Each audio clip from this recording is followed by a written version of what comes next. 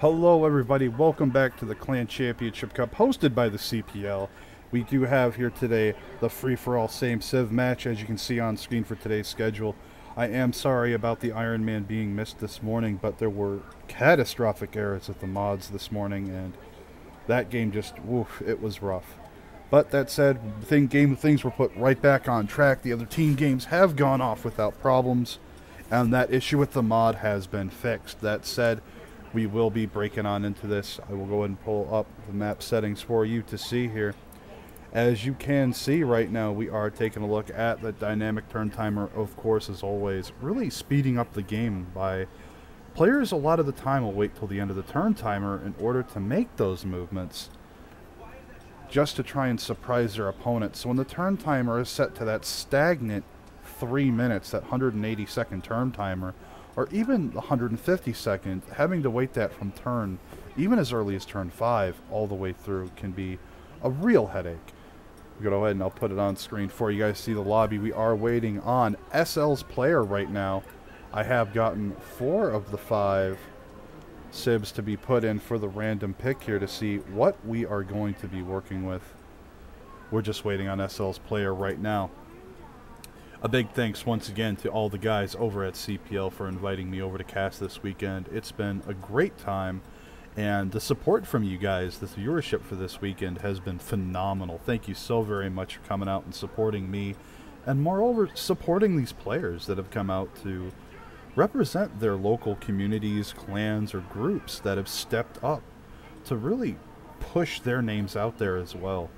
So a huge thanks to them, of course, as well for playing. And I hope you guys have enjoyed it as much as I have casting. It's been an absolute blast. That said, today it will just be me, just good old Sarnath today. I did not have a co-caster for today. Spocky is catching some Z's and enjoying himself.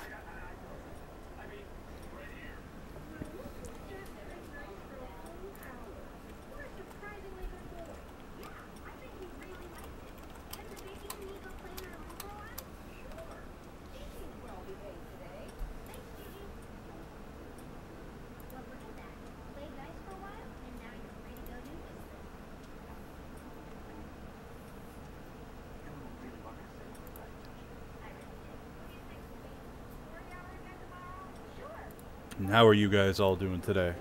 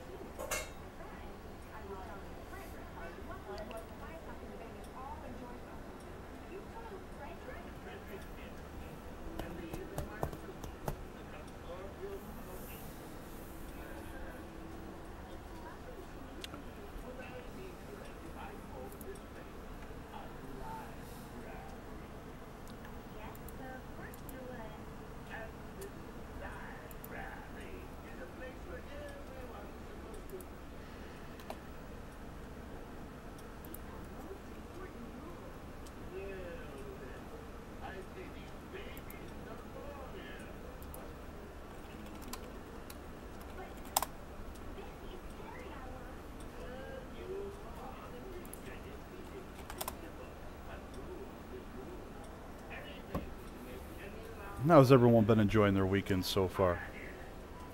Those team games have been pretty damn exciting, I have to admit. And the One City Challenge was absolutely phenomenal.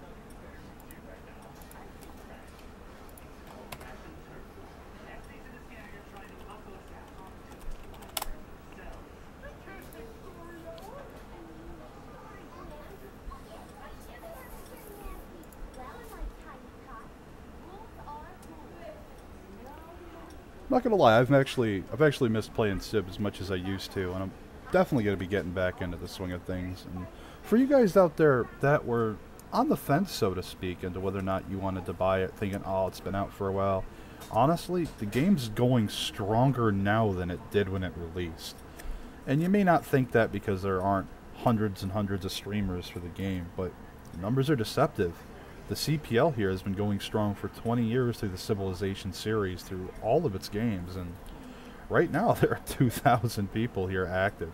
And that's absolutely phenomenal. International multiplayer. People coming together, having a great time. And that's what it's all about.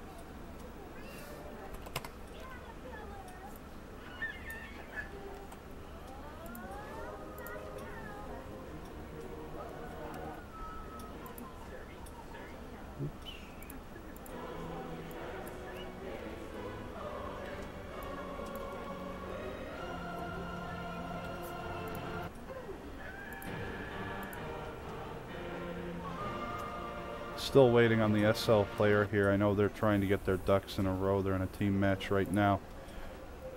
That said, we should be kicking off here in just a couple of minutes.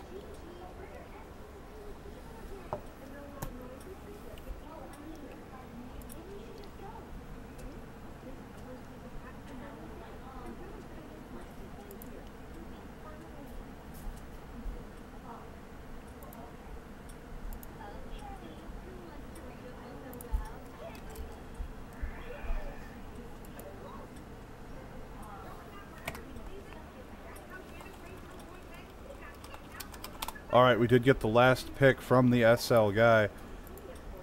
So we're going to throw these up in a randomizer right now, and we're going to see exactly what the pick comes down to for today's match.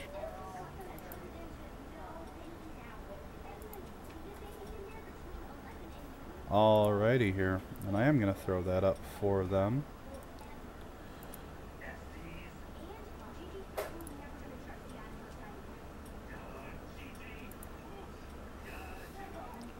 And the pick is going to be Gandhi.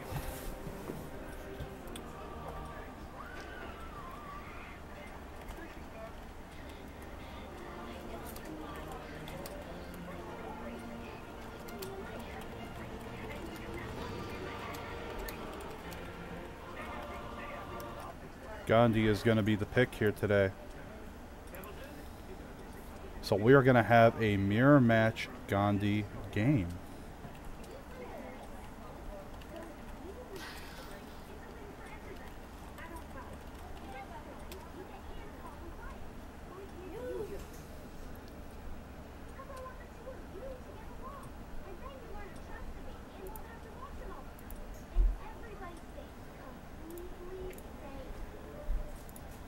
Again, I do apologize to all our viewers out there for the delay here. We did have a little bit of trouble getting Clan SL's player in here.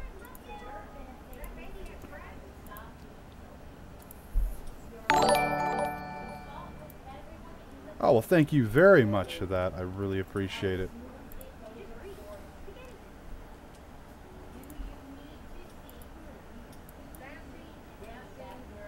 And we will be jumping right on in here as soon as they ready up and lock it out.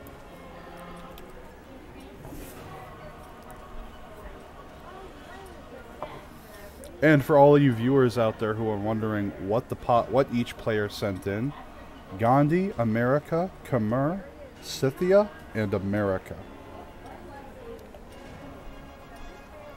Randomizer brought to you by random.org.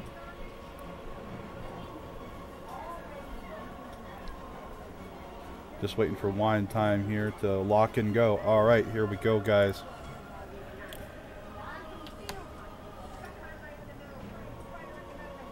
Good luck to all of our players today. Remember to change the name of your capital to U.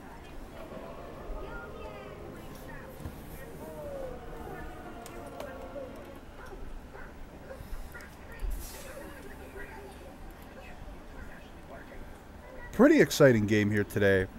Now, with Gandhi, this war weariness could be absolutely hilarious. Definitely going to be a lot of fun to see how all the colors get mixed up for our various players.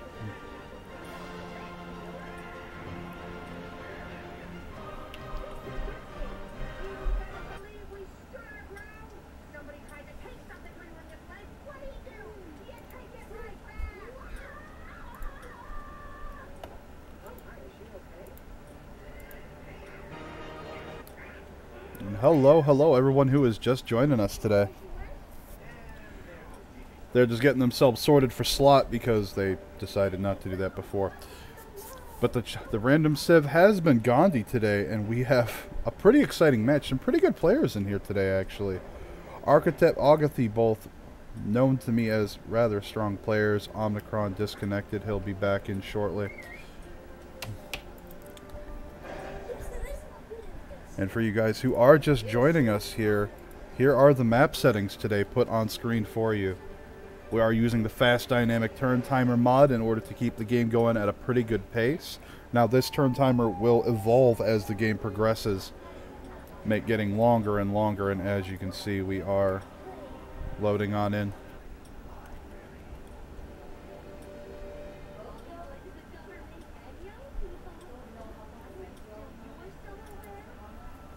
We are starting in the ancient era, of course. Default number of city-states for a small map.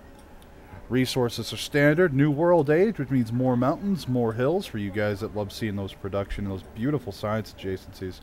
We might actually see quite a few really nice ones. It's going to be pretty exciting.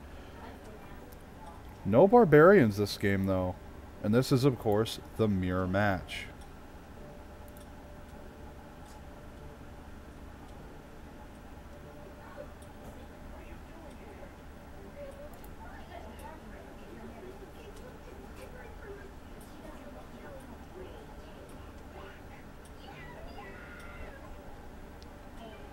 Now, hopefully you guys have been really enjoying the matches this weekend. They've been absolutely great. Had a lot of good casters up today to help support these players and get the word out there about all these wonderful matches going on.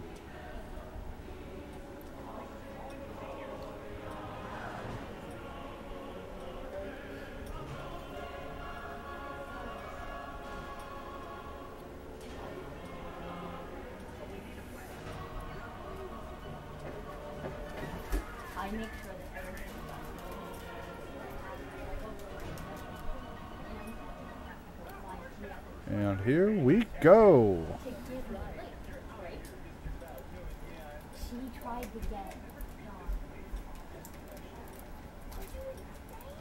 Little friendly GLHF going out there. And remember, everyone is, of course, Gandhi. So let's see where our players are starting out. Look at this oddly shaped, not even an inland sea, just got a little bit of a W going on here. That said, we do have Archetype here on the west side of the map now. He has a lot of space to himself here through this narrow choke. However, Wine Time is right next to him. They're very close to each other. Wine Time has the double dies there at his starting area on the spawn, though. That's absolutely phenomenal. Look at all of these chops. Beautiful. Has a horse nearby as well. Second horse at the river. My wife, a saint as always, bringing me a nice hot plate of dinner. Double iron, though, for Archetype here. He does have a horse nearby as well, and he can expand up and down the peninsula as well as down in here after he locks this choke in, so he could sit rather comfortably on an easy 6 to 8 cities. And of course, he does have a Torres right here. Absolutely incredible. No hills on it, though, but definitely some high yield tiles. Moving on out east, let's see where the rest of our players have spawned in today. Agathy here spawning in towards the center bottom portion of the continent as our third player here. Scouts out the horse there nearby. It is within 3 tiles of the capital, so he'll be able to get that for possibly cab units later on if he doesn't want to go horses himself. Second horse nearby. Alongside Kabul here, he can take the settle nearby in order to grab it. Not a lot of production out here, though, unless he takes this settle right here. Now, does have the stone here, some good hills down here to expand to. But by settling down here, you're forcing this second settle further into the tundra, and that could not be very optimal for him. We'll have to see what choices are made there. Omnicron here, choosing to settle his capital on a hill here on the 2-2. He does have 2 hill sheep here on these plains, a horse nearby as well. I bet he'd absolutely love to get his hands on open sky for a Pantheon for that. That said, he does have another settle nearby, easy to take to get these horses. The third settle as well.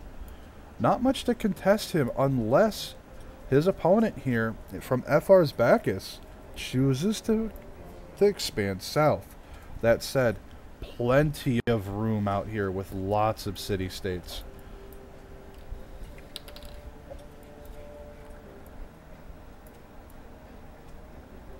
Agathy definitely having a bit of a lion's share of the pie here in terms of just the expand right next door as well as all up in here. Very close natural wonders for pretty much everybody, it would seem. Beautiful Galapagos there as well.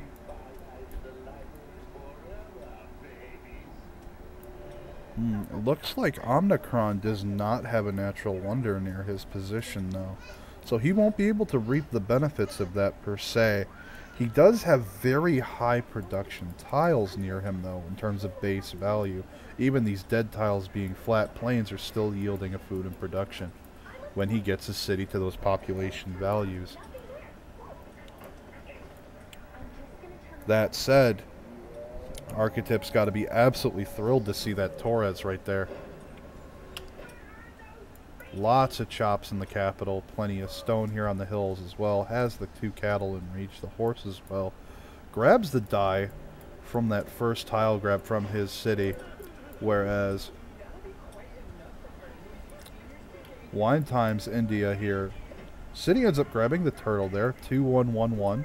Definitely not a bad tile to be working. But he does have these 2-2-1 dies that he could be working, or even the 1-3 Plains Forest Hill. My prediction, Agathy wins because of the amazing spawn, tons of space. Wine Time rolls with Archetype, FRL with KC. Maybe. That's not a bad prediction, Task Force. I think it's going to depend on if Bacchus chooses to expand west and just south maybe 1 or 2 cities along this river here, and then just expands westward and keeps like a force hovering on this border. If he has units pre-built for upgrades on that border, that war won't happen, but Omnicron would have to expand west, which is going to make him go after Kabul for sure. Because Omnicron doesn't have a lot of space here. He has to expand towards Bacchus. Yeah, scouting is going to determine, definitely. Because if Bacchus sees all this room, and he's going to, look at this warrior coming up here to the northwest. He's going to find all these city-states up here eventually, unless he, you know, moves it the opposite direction like that. Now, he's going to see the warrior here, which means he's going to know Mohenjo-Daro's got to be close by. You really have to force those guys to change capitals. I know. I told them twice in lobby.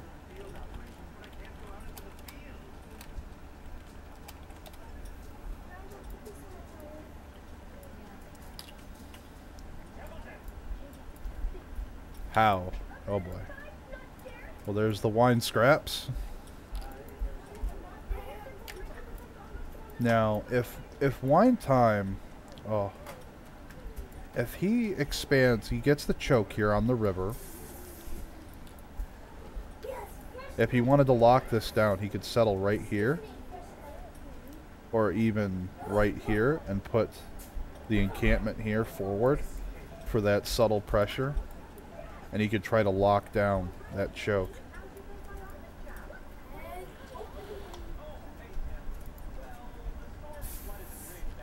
Harambe is subbing for Archetype. Oh, Harambe's not in my viewer list, so that's fine. Harambe was the original player for this match. Archetype was filling in because he was busy.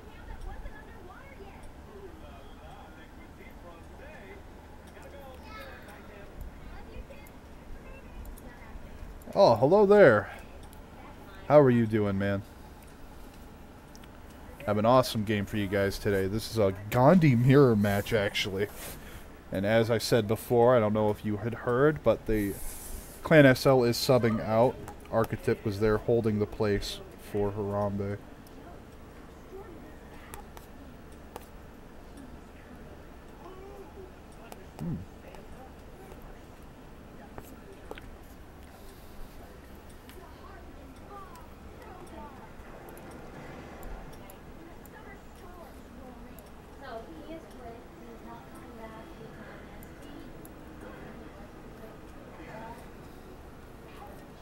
Now that said, while Harambe gets in here, we will take a closer look at the starts of these players.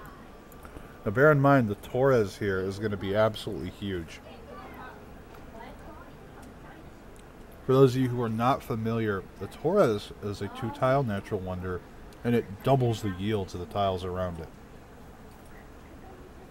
So even these flat plains are 2/2s. Now, no hills to make super mines out of here, but they're still really good starter tiles nonetheless. You have a goody hut down here as well. Harambe loading in right now. Does have 2 iron. Harambe is going to be in an excellent position here. He can honestly lock off this channel here and go naval and tech super hard while locking down this choke point. Kept the West Spawn Torres because he basically has 0 CS around and 0 river expands. That's fair. He'll have no international trade routes. He's going to have a hard time with housing. He's going to have to deal with that, except his capital, of course. He's going to have all the resources he needs. I mean, even his 3 iron right here. He's going to have aluminum, oil, for the late game, uranium. He has all the resources he needs. He only has the 1 horse, but that's easily solved with an encampment.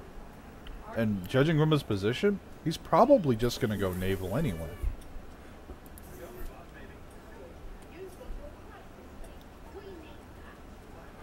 There we go.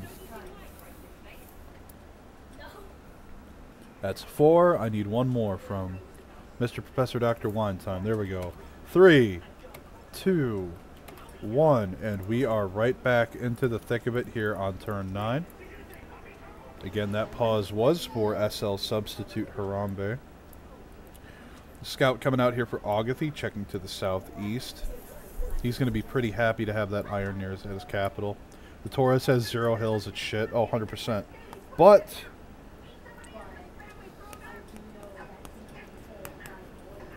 it gives him enough base cities that he can still get a lot done. Because look at Wine Time spawn, for example. It's smaller, unless he wants to go in through there. I'll watch your video from Russia. Well, welcome from Russia, man. I hope you enjoy it. This map was handpicked. Yes, Turd Smoky is the one who went through all the map seeds. I have no prior knowledge to any of the maps that I cast. I am literally given the map seeds 5 minutes prior to the match. First settler coming out for Wine Time here, as well as Harambe. Take another look around the map. That was a second scout for Agathy here, realizing that, I think I'm in the middle. And choosing to scout out and around. Slinger instead of a second scout coming out for Omnicron here. I mean, he's going to have the iron back here, but this settle is, I mean, if he settles it here, it could be okay. Because you could just buy the iron. And getting into these tiles here, it wouldn't be bad. Heck, it'd probably be even better over there, but...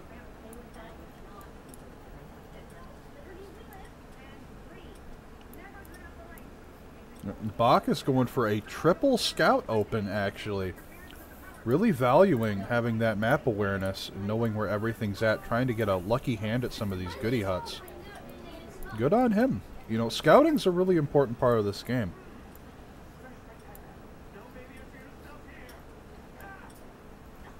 We have Lisbon all the way up here in loneliness.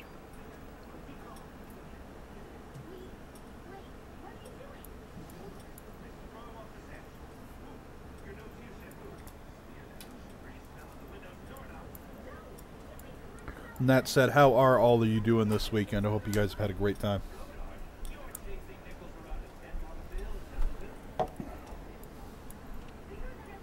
Had some pretty exciting matches. The One City Challenge was a lot of fun.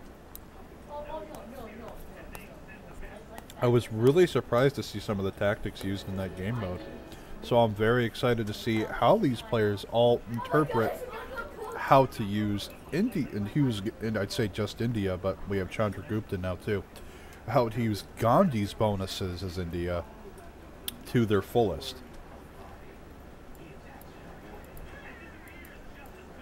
Wonder what Harambe will do with this shit corner. I've seen Harambe win games, like actual free-for-alls with skilled players, on 3 cities, so I'm not counting him out on his start. First expand going down for wine time here.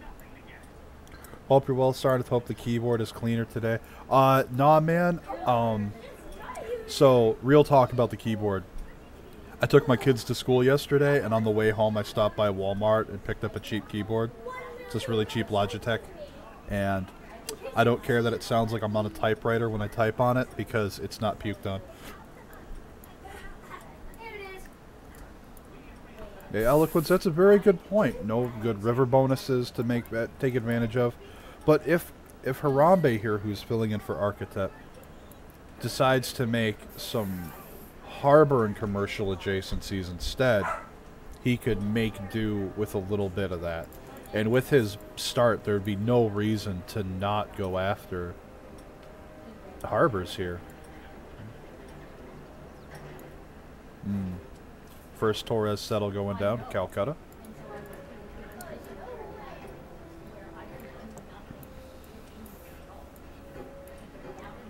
Holy Site coming down already for wine time here. Goddess of the Harvest picked up for wine time. Likely got his hands on a relic. Yep, no one else quite there just yet. Settler coming out for Bacchus. Monuments are coming online. Mining completed. It says by India, so I'm sorry I can't tell you who.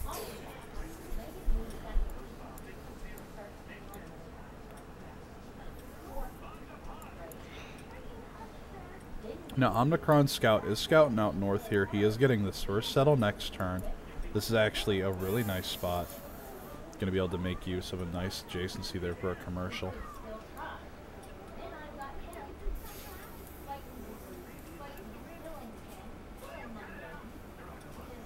And Bacchus here moving a settler naked because he's got 3 scouts out and the warrior here. Excellent vision control.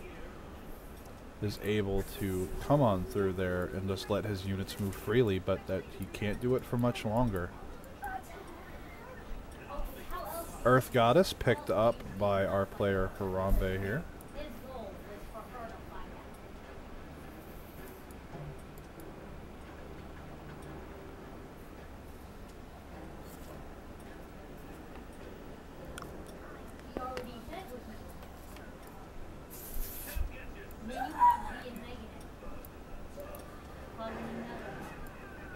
Triple scout coming through for Harambe.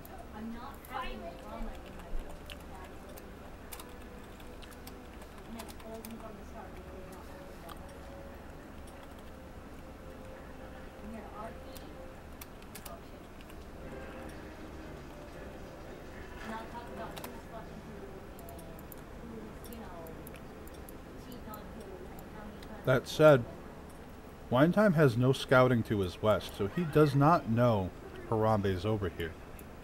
He's going to be in for a little bit of surprise here, especially if this warrior could come through and just pillage this holy site.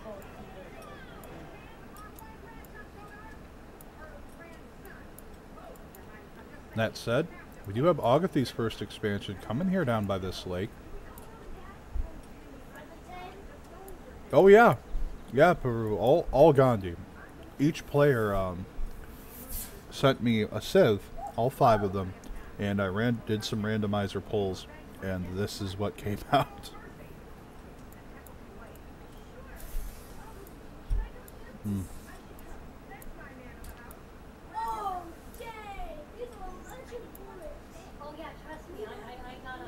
Yep, Bach's finding out that Ramnakran is right below him.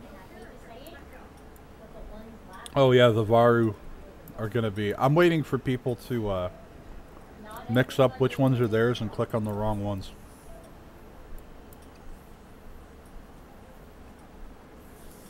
Everyone getting holy sites down. Goodness.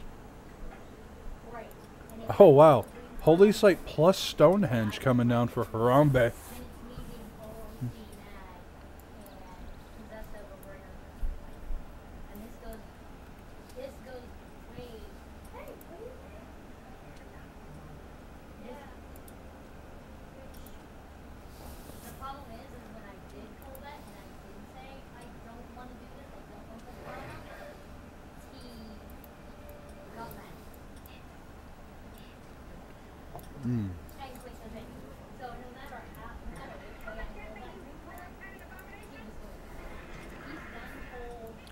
So because of how the settle's gone here, one time's the ability to get a coastal settle up here, and then one over here.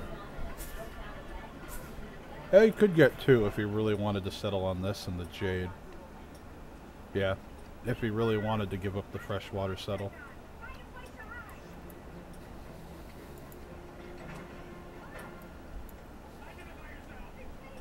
Now, amusingly enough, if he did, he could drop a double encampment on the choke. And make that an absolute nightmare to push through. Gandhi question, if there are Varus from 3 different Civs next to each other, does the third Varu affect the combat strength in the fight between the 2 other Varus? You know what? It should. I think we're going to see that today. What games do I stream? I stream a large variety of games. I stream Civ 6 is my big one. It's where most of my followers and viewers come from. I've streamed StarCraft, StarCraft 2, I've streamed Warcraft, World of Warcraft. I did streaming for the alpha and beta testing for Battle for Azeroth. I stream Masters of Orion. I'm going to be streaming Conan Exiles.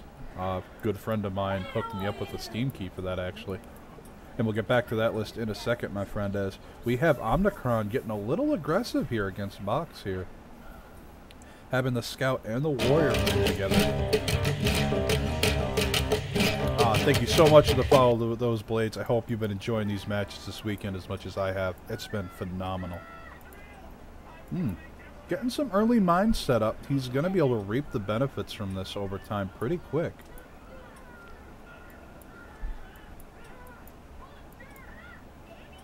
Likely getting that craftsmanship boost so that he can get military units surged out in relatively short order.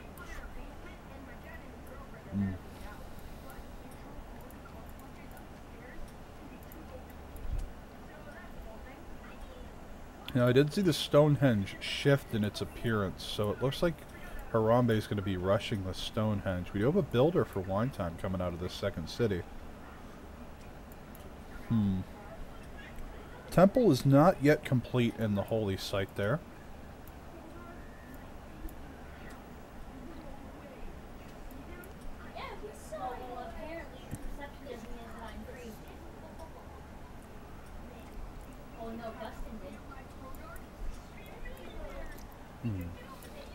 I am sorry I'm not being quite as talkative, guys. I was cooking dinner right before the match, and I have to admit, this turned out pretty good.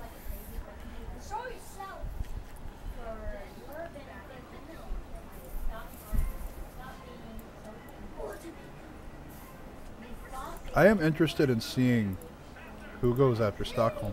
And we do have another settler coming out for Box here. Uh-oh.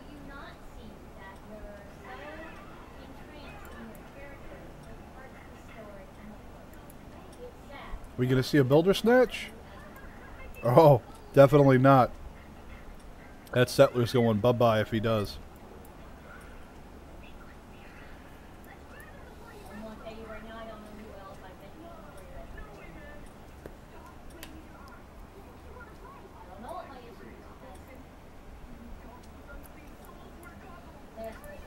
Have to keep an eye on that. Probably just some passive blocking for now. Now, Bach's other scout is all the way up here. Has met with Carthage, and he is going to find Buenos Aires here pretty shortly. So he's going to be able to sink some envoys into Mohenjo-Daro here, and if he can get suzerain of it, all of his coastal districts including his city centers, are going to start providing him extra culture. And that could really springboard him ahead, as we saw in the game yesterday, where Bob Dole's Russia just completely hijacked the culture game. Do I know the game of SCP? What is SCP? What? Tell me about it.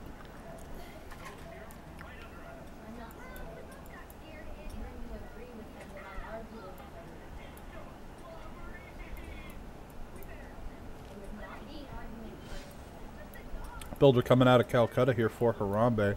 His first one having already moved onto that forested hill. Probably getting ready to cycle in for that wonderful, wonderful governor. It's probably coming soon.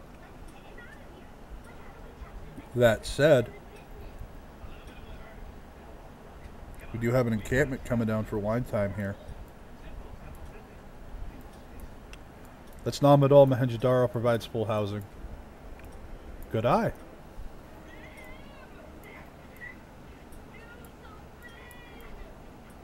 Hey Swissy, how you doing? And welcome to the stream, champion. Maybe that's how I'll keep you guys awake today. I'll say something wrong. See who pays attention. Just joined. What is this Gandhi party? Well, so what happened, champion, was each of the players sent me a Civ. I threw it into a randomizer, and it pulled one of the names out of the hat, and this is the name that got pulled. We do have the war declaration here. Harambe on wine time here. Pillage is about to go out. Chennai is about to be surrounded by these two scouts and this warrior.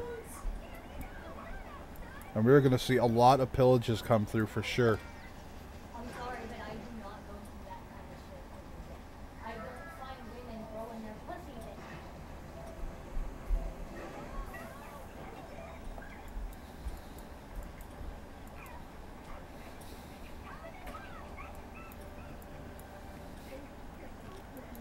And wine time has nothing to defend.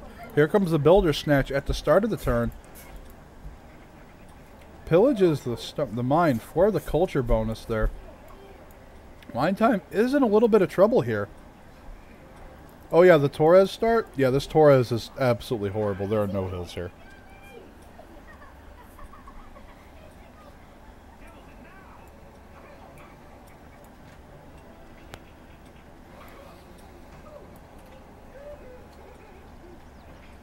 We are very likely to see the scouts stay on top of the encampment or this one shift down just to get these pillages off. Still 3-2 tiles? Yep, very true.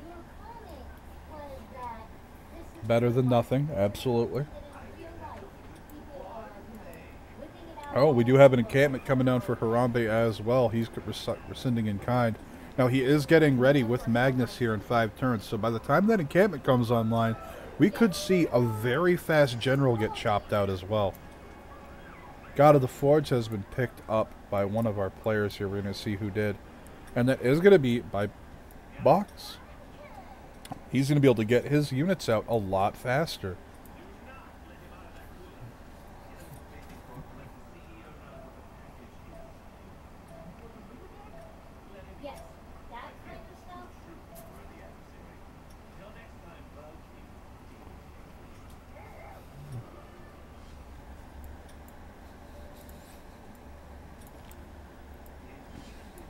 Do have a slinger coming out for wine time here to aid in the defense.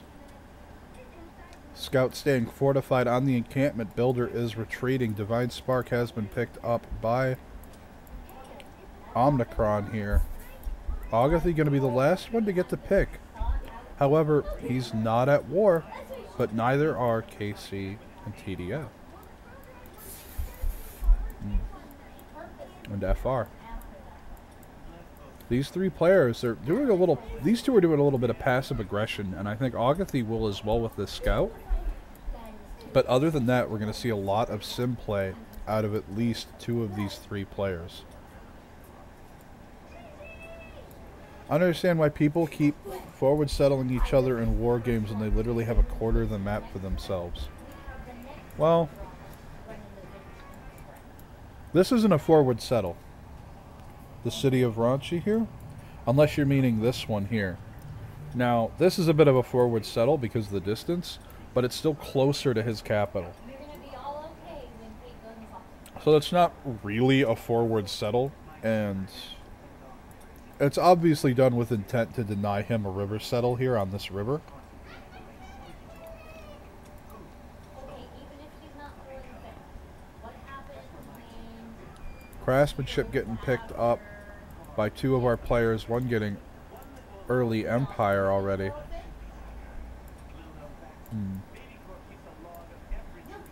Very likely to be Agathy here with early Empire. Better to claim first the territory than the free one.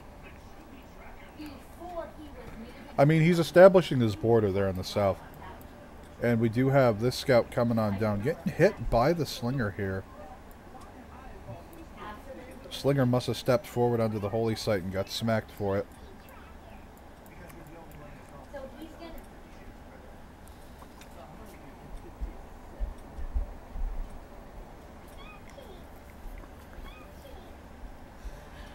Now that said, Stonehenge is almost complete here. 3 turns on Magnus for 2 of our players. The other 3 not quite there yet.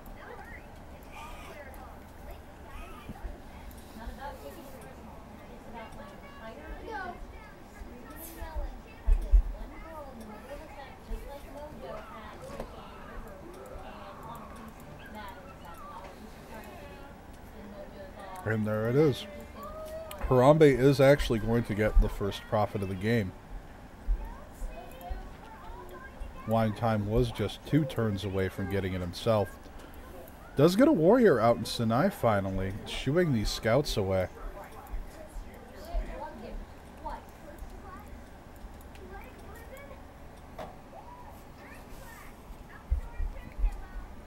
I wonder if Harambe will try to inject Crusade. That's going to be difficult to maintain because Wine Time is also going to have a religion right around the corner.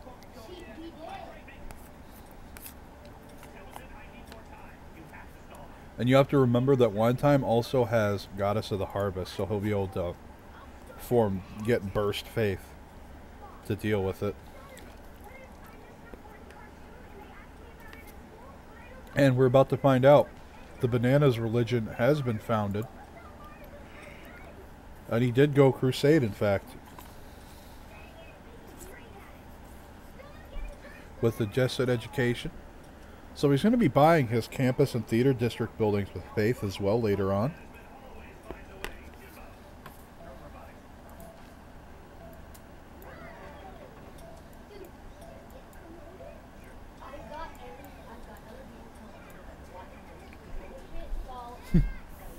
You're an oracle, huh? Do have another warrior coming out here. Holy Site gets pillaged.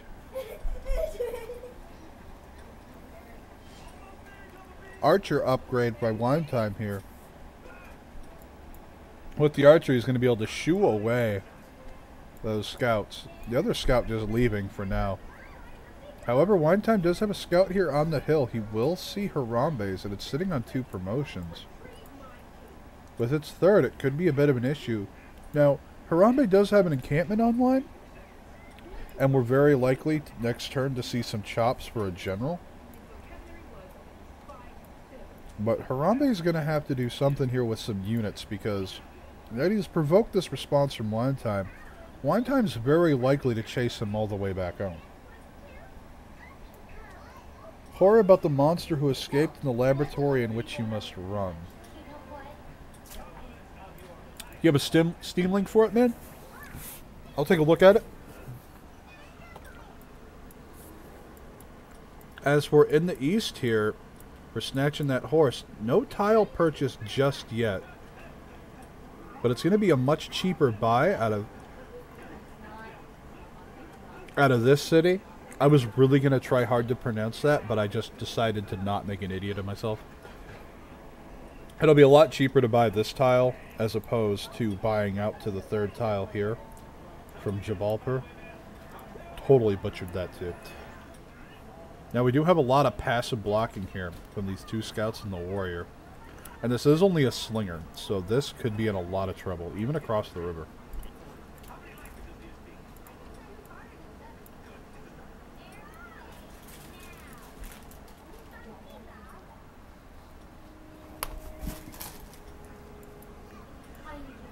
Plenty of scouting going on in the north here. Agathi's sitting on his third city now. Getting a builder out. If this scout from Bacchus comes in and sees nothing at home guarding this trade route, he's probably going to declare war to snatch it. Wine time not far away either. Using Magnus to chop a builder out over here. Now, no chops have gone out yet. Harambe does have Magnus in the city. Waiting to see exactly how he chooses to utilize that.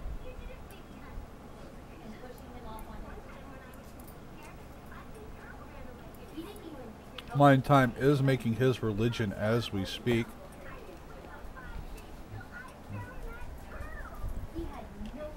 It'll be interesting to see what his choices are going to be for that. Because of the Crusade, we're likely to see a Defender of the Faith as the reaction.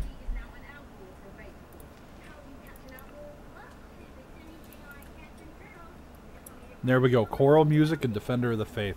So his shrines and temples are going to start giving him culture as well. And he's also going to have the +4 combat strength for his units while they're defending in his borders. However, if Harambe is able to inject his religion, not only will he lose the +4, Harambe is going to have a +7.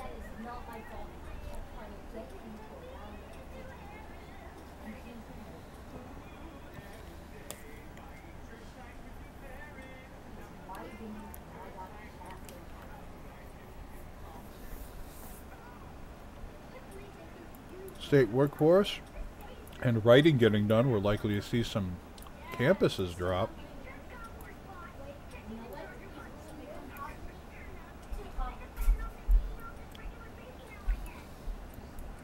Gonna chop the world, probably.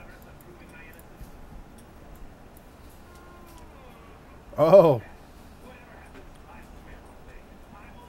Stockholm. Okay, so this first move could be a big deal. When this warrior from Stockholm moves, either the warrior's going to get there, the slinger's going to get there, or the scout's going to get there.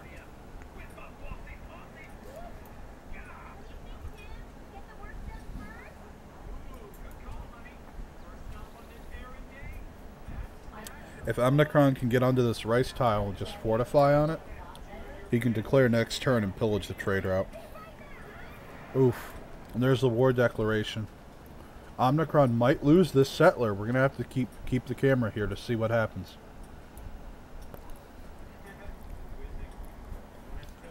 The only thing I did was make him realize that I wasn't comfortable, and he's mad at that. I didn't even get to say what I really wanted to say. And it truly didn't say a lot. Let's see what's going to happen, guys.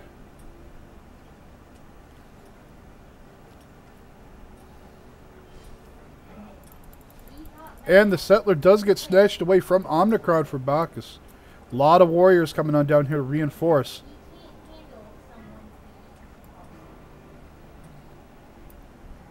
Look at the game on Steam. I'll take a look at the link. I'll look after the match, man.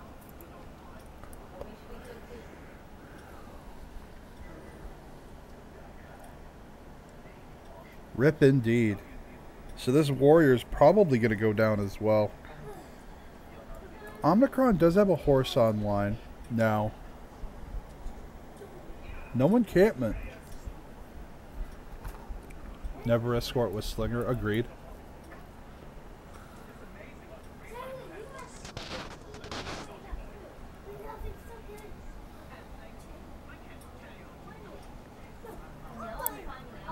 Box bringing down a lot of warriors here. He's got 3 behind this, and he's got 3 down there already, along with the scout. So it's definitely going to be pretty crazy here for Omnicron. Looking back at Agathite, now he does have a naked settler here heading out westward. If Wine Time's paying attention and keeps moving this in the right direction, nope, he's going to miss it. These woods are too thick. But he is going to see Agra here.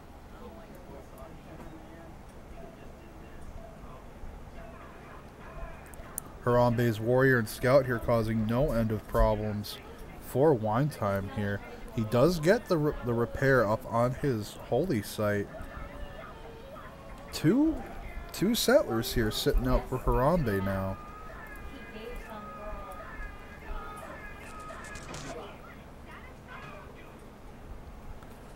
Without telling me, without asking.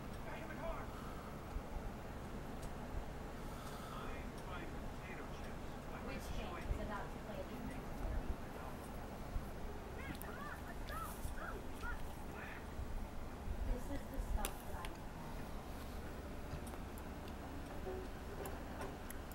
Harambe getting a lot of work done back here. I didn't say much about the time. Now, he does chop out another slinger, which I'm kind of surprised about. I wonder if he's planning an archer defense as he settles forward. Now, he's doing an excellent job of keeping Wine Time busy. Because going for not only the Holy Site, but also the Stonehenge, and getting the encampment up, that set him back a bit, because those are big investments. And sure, you might think, oh, well, he got it up in only a couple of turns. Well, every turn that you spend your production on that Stonehenge, that Holy Site, the encampment, your opponents are spending that production on other things. Could be an Archer Rush. An Archer Rush with Crusade would be pretty goddamn terrifying. Oh, maybe. If the settler moves to the dies first, could be bad news bears. Now, Agathy does have another settler moving eastward. He does have a lot of good vision here. Taking a quick look at the city-states now. No suzerains just yet, but Box is trying to get Stockholm with his Armani, and no, Wine Time moves the warrior first, so Agathy's going to end up seeing that. Look at Vox just doing an excellent job piling on the pressure, getting archers to support these warriors as they start moving south. Omnicron definitely on the back foot here, needs to get units out to get himself ready. He'll be able to defend with archers if he can keep his couple warriors in a good formation here. He's got some good rivers to fall back on, as well as some hills here to hold, to put archers on behind them. And he'll be able to do a good job with that. We are going to take a quick look here at the Great People points here. Take a look at the general here. No one's going for him just yet. No one's going for the scientist either. This is going to be Harambe versus Box. Maybe. We'll have to see. Wine Time may put up a really good defense here. Maybe, maybe not. Still no governor coming out for Wine Time yet. That is concerning.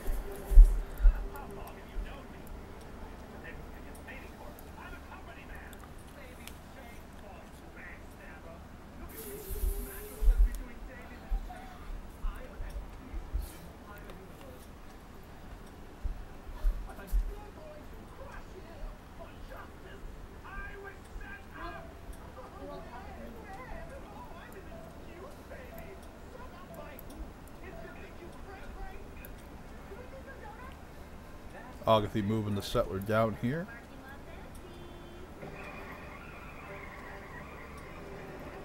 Omnicron might see the settler here. Now we do have dedications going out here. We are going to get this cleared up so we can all see what's going on.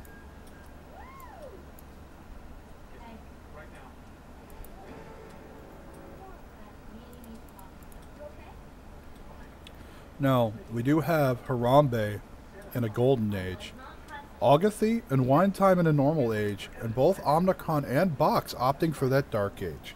So we could see a heroic medieval age from those two players.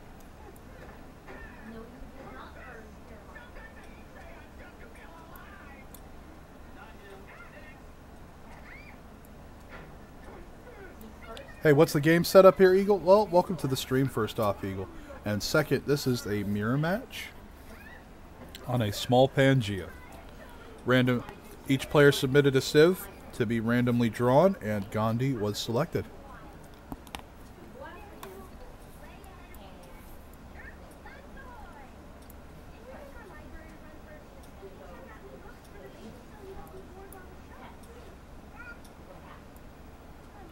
More settlers getting chopped out here. Harambe making the most of his space.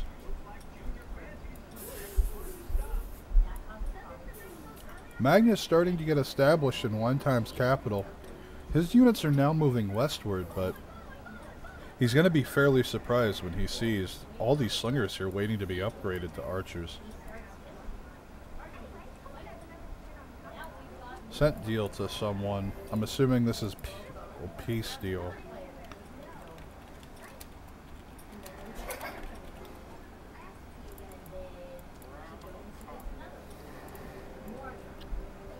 Looks like Green's going to have a great game. Maybe. But just so everyone knows, this world is round. You can put your tinfoil hats away and relax, guys. It's not flat. He could take box capital, just as Smokey said, within 5 turns with frigates. And what I'm telling you is that I did not want it to happen.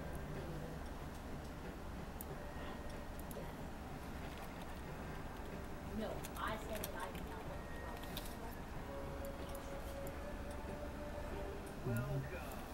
I don't give a fuck if it's tactical.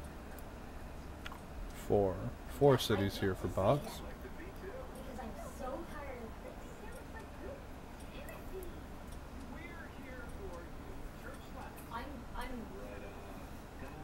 I am upset that I am not in control of my own venue.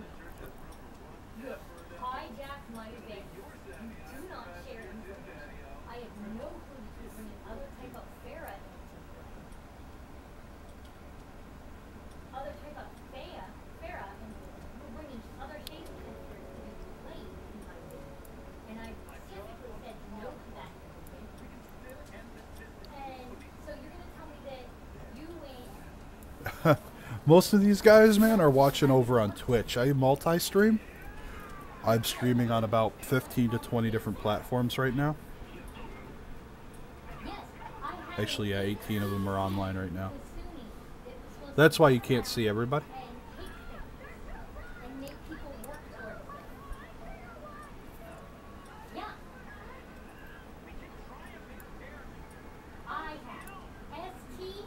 Okay, so you have not player Witch King, not player Mojo.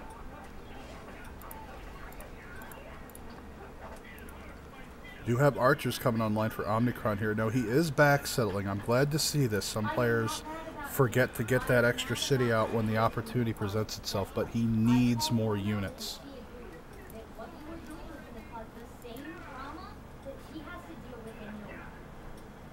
Oh, I see what you're saying.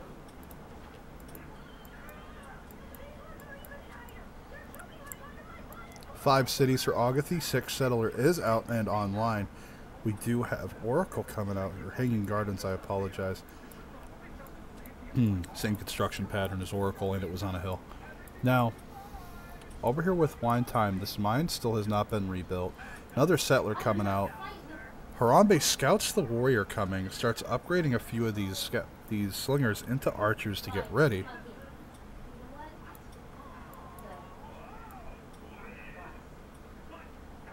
Harambe sitting on 4 cities, 5th settler heading north, 6th heading southeast of his capital here. So Harambe's doing pretty good for what everyone's saying was a garbage start.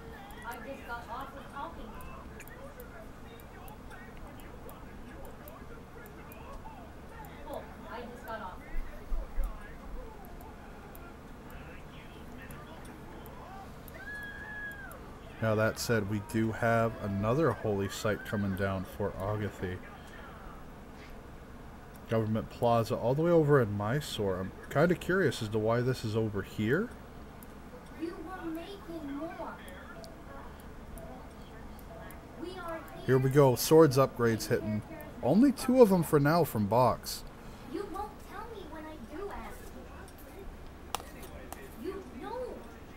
You get mad at me when I try to be another SC. No, you don't. And welcome to the stream for everybody just joining us today. Archer gets promoted there. Now, Agathy does see this war going on. There's another sword upgrade. I only see one like. If you watch over on twitch.tv/Sarnath instead of over on YouTube Live, you'll see the rest of the guys watching. That is not going to bring us close together as people. You need to understand women if you think that a girl going around sleeping with their boys is going to make them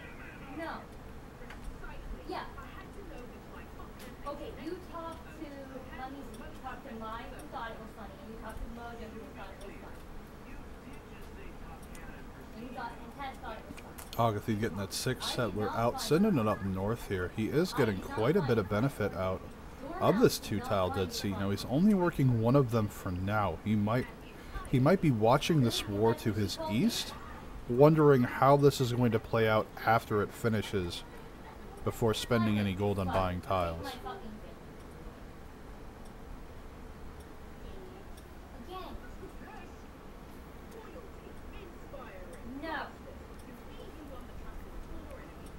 Wine Time has agreed to peace with Harambe here. And Wine Time is really back on the back foot here. Harambe, just using those 2 scouts and a warrior, managed to set him back far enough, and look at how he expanded and went behind this. And I really want to break this down and look at this here, especially after the match, because taking a look at this, he's managed to get these 5 cities set up, 6th on the way. Now the 5th was just settled this back turn. He has a builder moving in its direction. He got the encampment up a while ago, and he's just getting improvements now on his tiles now that he's chopped them. You can see the mines being built as well as the pastures here. He's getting a lot of work done behind this, getting these improvements. He's provoked this huge reaction, and now there's 10 turns apiece between them. That's forced by the game system. Which means these archers are probably going to move forward and sit in this warrior's face. Who got the Golden Age? Harambe did. We covered that a little bit ago. Spooky, welcome back. Harambe got a Golden Age. Both Wine Time and Agatha got normal ages. And Omnicron and Box got into a Dark Age. Heading back in the east side here, swords are moving forward. Warrior moving forward as well. Has the siege status over on Julper. Archer stepping up, taking the shot there.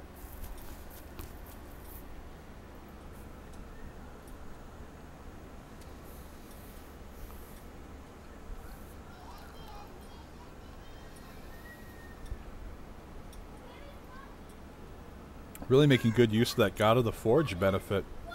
Squeezing out those units. Did get the settler steal.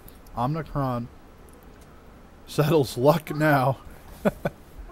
In the hopes that he will be able to, at that 3rd city, start cranking out a couple of units here.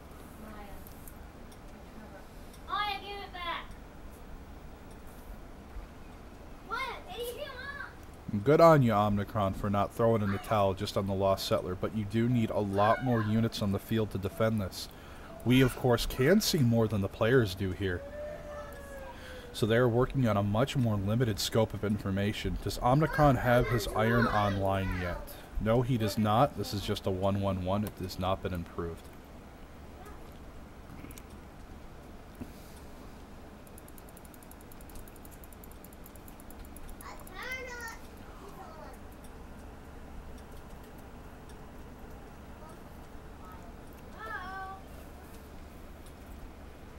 The real saving grace here is that Box does not have a general to accompany this push.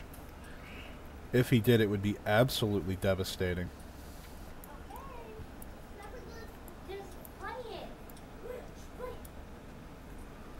There's 6th city for Harambe here in Poon. And archers are moving forward here from Harambe, pretty much drawing that line in the sand.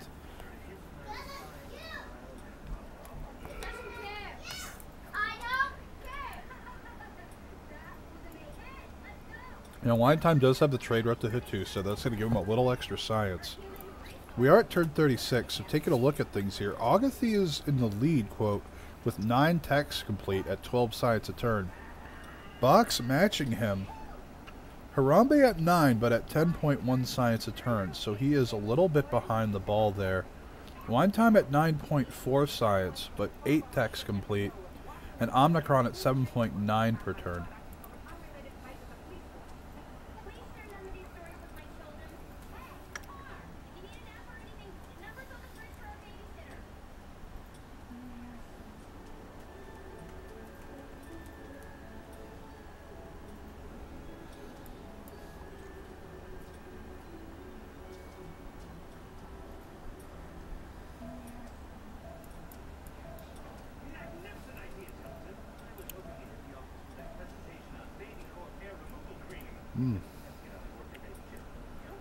Do have campuses coming down for Bacchus now in a couple of his cities here, looking to make the most of his lead that he's gained, building up science behind it.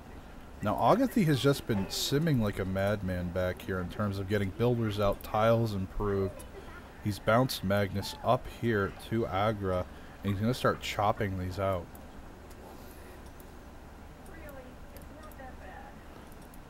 Third city does go down for wine time here.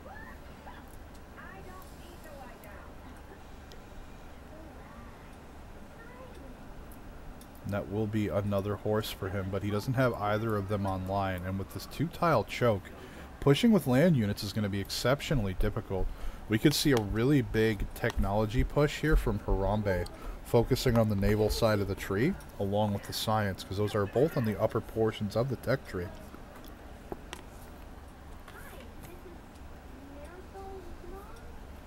We do have people switching over to oligarchy now. We are going to take a quick look to see if that includes our player Bacchus here. Oligarchy. Wine time is still not selected. Oligarchy picked up by Harambe. Nothing for Omnicron. And Classical Republic picked up by Agathy, realizing and recognizing that he is in relative safety and does not need oligarchy at all.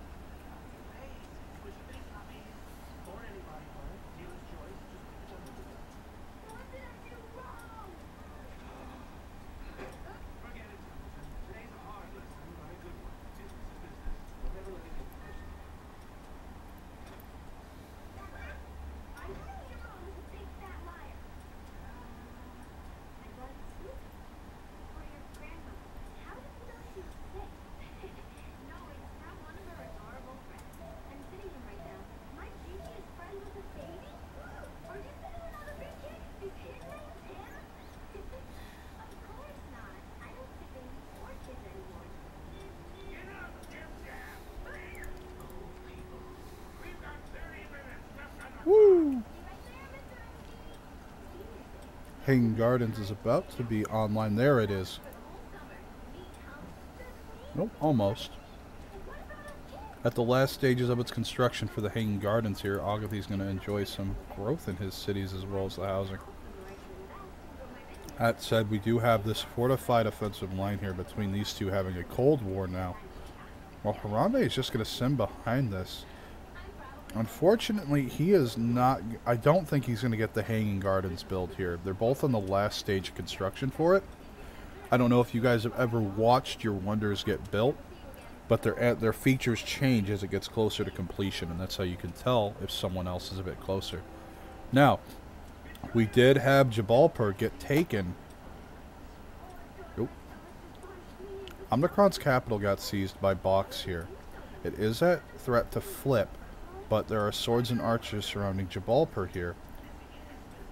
Omnicron is definitely on the back foot here. I don't think he's going to be able to hold on against these swords. It's just going to be too much damage.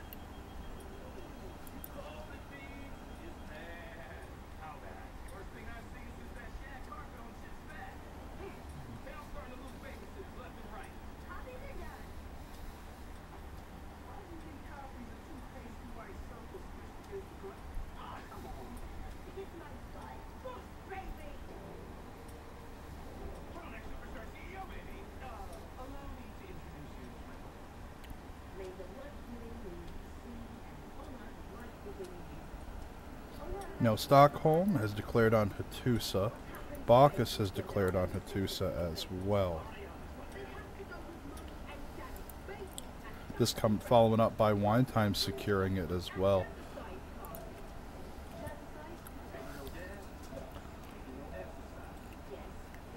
Wine Time going to be able to secure this city-state for himself and deny everyone else its benefits. Unfortunately, Stockholm is going to make sure Box is not going to be locked out of any of these. That said, we do have drama and poetry being picked up as well. Mysore getting that government plaza finally completed here, and this isn't a really odd spot. Let's see here. I can pass that, which shouldn't have happened to begin with. You're absolutely right. Now, this government plaza is away from all of Agathy's other cities. I don't see it getting much use outside of a commercial hub adjacency.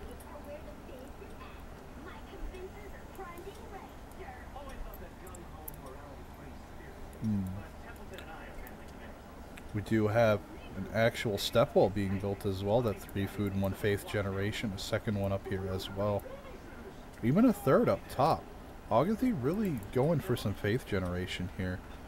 However, Harambe is rocking it right now at 27 faith a turn. 16 faith a turn from Wine Time. 7 from Box. 17 from Agathy, actually. Pretty surprising there. Does have Dead Sea, though. We do have 2 missionaries coming out for Wine Time. Likely heading out east.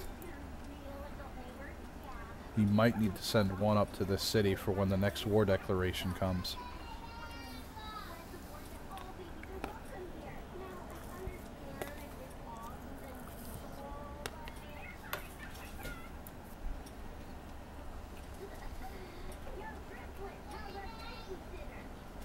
Here we go, top of the turn here.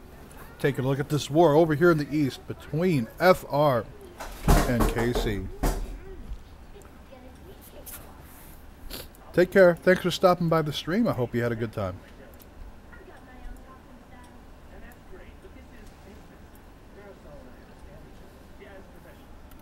Archer's getting some good shots off under these swords. However, sword does get promoted.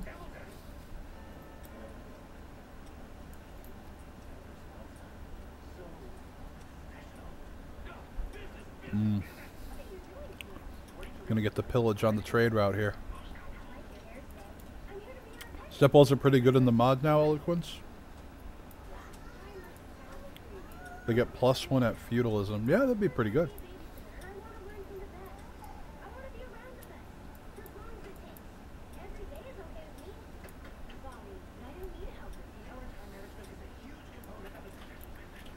Wine Time using those missionaries to get his cities converted right away.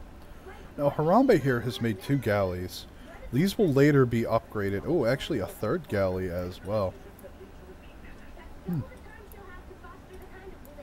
these are going to be for exploring for now, but 2 of these are going to get promoted, upgraded up to caravels, and that is going to be for the boost for Merchant Republic.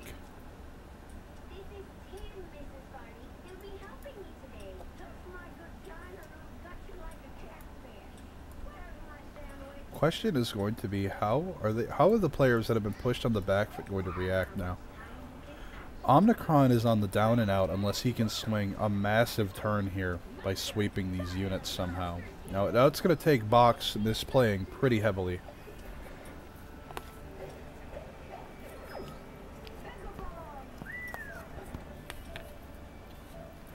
You're going to sleep. Well, good night. Thanks for stopping by. I hope you enjoyed it. And the rest of the match will be on YouTube for you to watch. Thanks again. I hope you have a good day.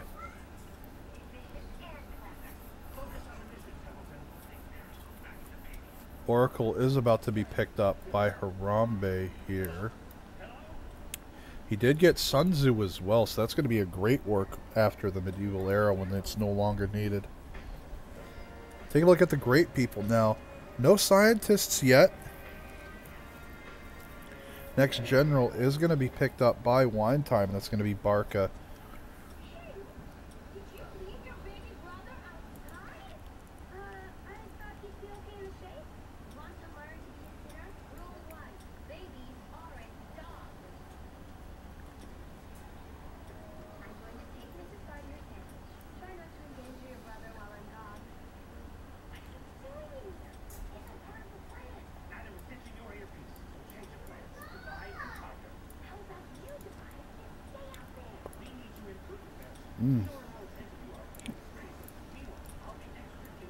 We do have more city-state work going on here. Mohenjo-Daro declaring on Omnicron as well as Hattusa.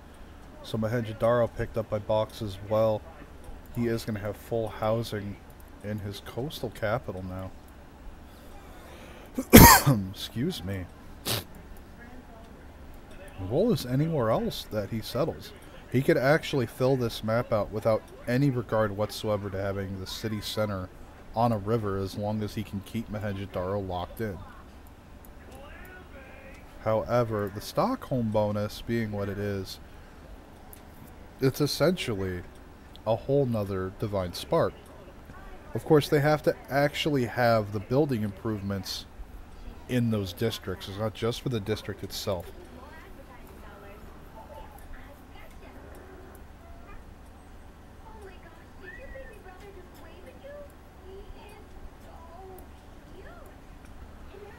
Agatha here just expanding like a madman. Has 7 cities out. Settler 8 is moving on out. Holy Site's getting completed, as well as Harbor in Calcutta, Masonry getting picked up, and sailing by someone else. And there is that first harbor getting completed. Harambe going for the naval game. And against Wine Time here, even if frigates don't end the day here against these cities, because 2 of them are going to be taken by frigates alone. His capital, and of course, this city here. They could just sit on this little archway here and just rain hell on any units Wine Time tries to push through this choke.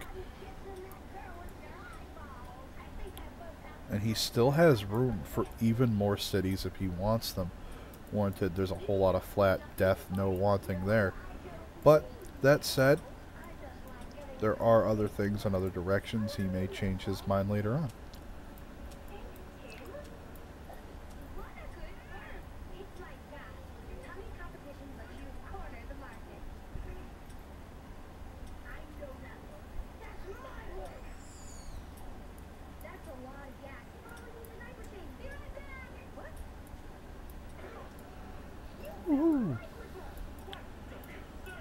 So, is everyone are the predictions still in at Box versus Harambe at the end? Jalpapur does get taken. Varu on the way here from Box has 3 of them marching down. Looking to finish the job here.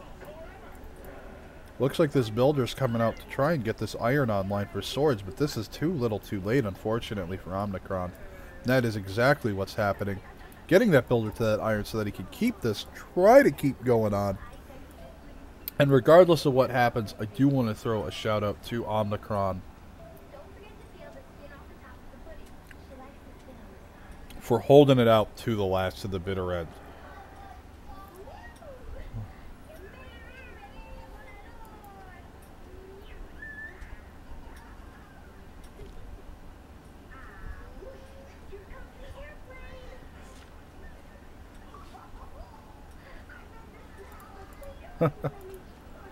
Omnicron throwing a little playful banter there. We do have a chariot coming out for Box as well. Likely for a city-state quest. He's not going to be near Night Tech yet. That said, the noose is tightening now. He does have the iron online, but with the chariot here on all this flat land, there's just no escape. Traders and builders coming out for Box behind all this. He is looking to sim. Agatha has had pretty much free reign here. He has just been working and chugging away. Now, something worth noting is that all of the profits have been taken. Next general is going to be Boudica. Person to get it is likely to be Harambe.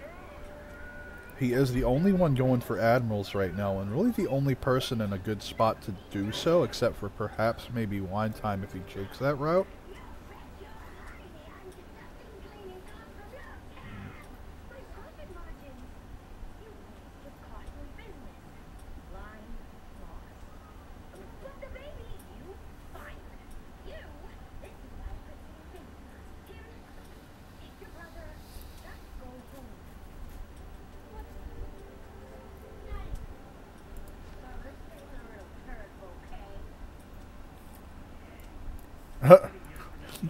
Omnicron trying to broker for peace. It's not going to work.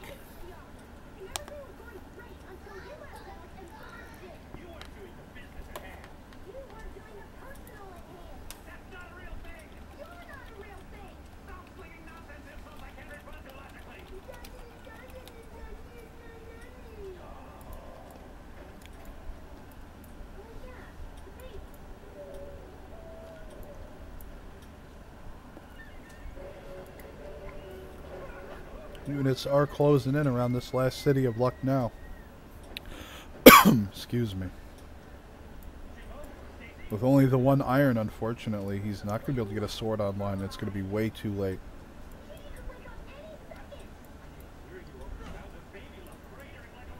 I am interested to see what the follow-up is going to be behind all this. There are a lot of districts under construction in a lot of these cities.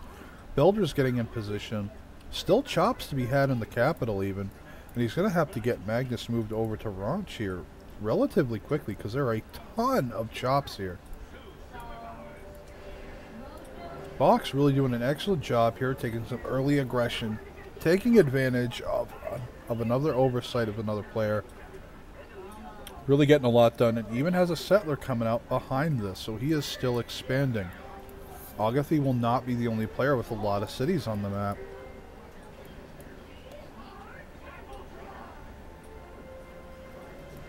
That said, Harambe here sticking to his 6 cities for now. Builder getting bought here. More harbors coming online. Harambe opting for the harbor route instead of the commercial hubs, realizing he has no rivers to get bonuses with. There are Varu from Wine Time as well out on the field, so it's going to be a difficult push, especially with Defender of the Faith on the board. And you, of course, have the fact that he has all of his cities converted, and these are starting to pressure Harambe's. In fact, there's even more pressure coming in from Wine Time cities than Harambe's own, and this could start pressuring the city of Kolar as well. He needs to get that city converted and ready to go.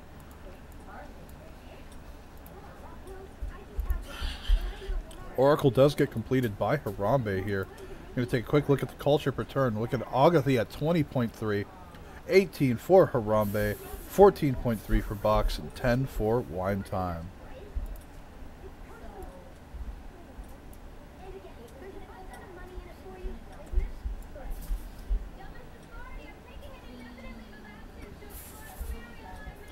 Looking at 8 cities now for Agathy here. TDF making a strong showing today.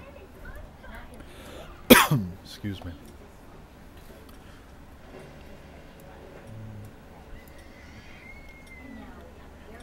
Lots of step walls here getting thrown down as well. And once the +1 comes in at the feudalism tech for this step wall, courtesy of Eloquence are pointing that out, this is going to get even better.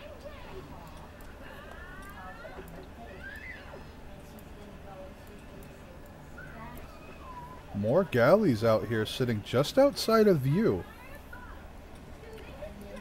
making sure that Harambe cannot see these. Now he is bringing the Varu up. We might see some kind of timing push here. You have a settler heading out east though, following the road.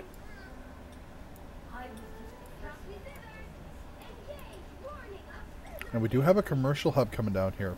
This is online, and we're very likely to see a harbor thrown right here for that sweet triangle adjacency bonus.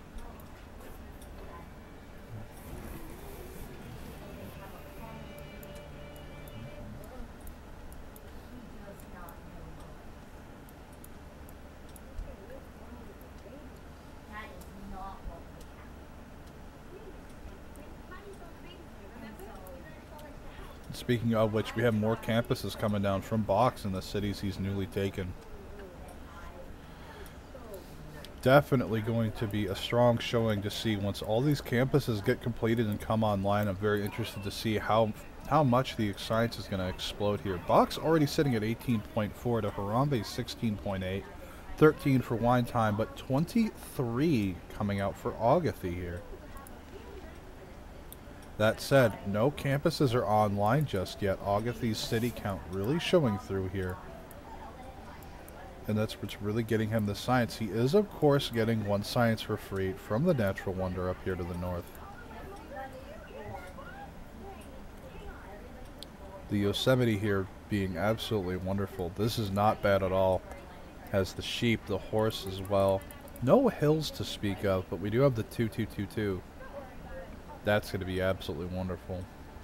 And that is within 3 spaces of the city of Allahabad. all these tiles are within 3 of each of these cities, so they will all eventually be picked up and made of use. And that's going to be absolutely phenomenal. And here come those docks.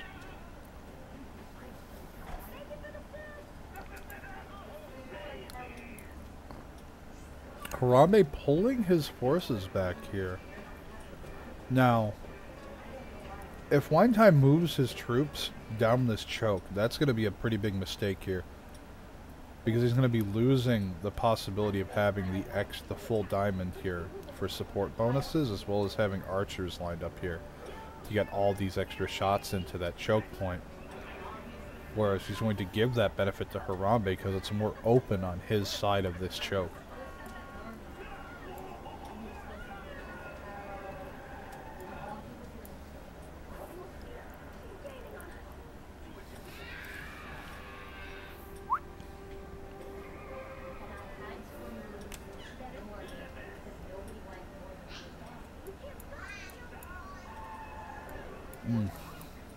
Absolutely incredible game we're getting to see here today.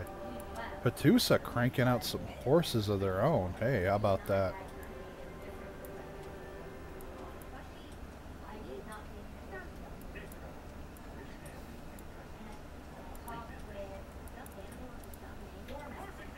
One.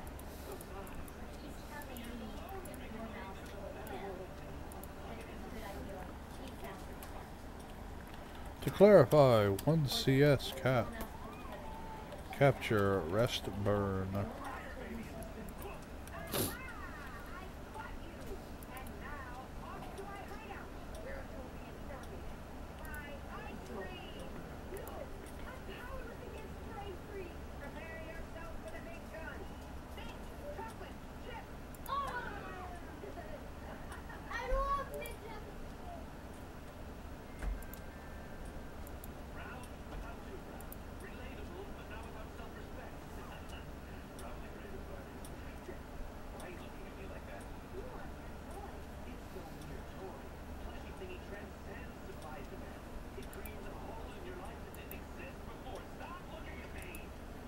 Alrighty here. Top of the third at 47.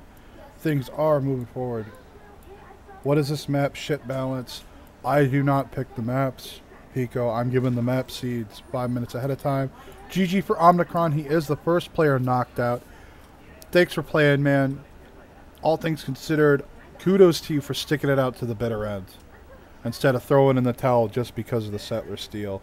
You got a lot of respect from me just for that alone. Thanks for coming by and playing, and good luck to you in your next game.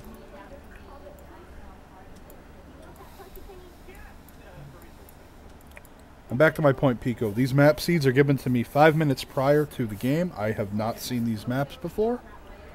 It's a full blind for me. These maps were gone through and picked by Swoki.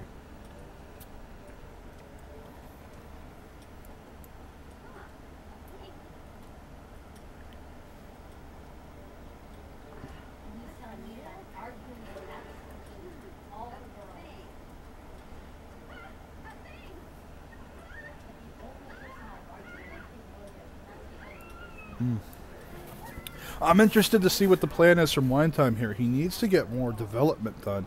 He needs to get districts down and more cities out. He's got to start expanding out this way. But Agathi is really heavily encroached with the city of Allahabad. It's going to be a difficult time for him sitting on those 4 cities.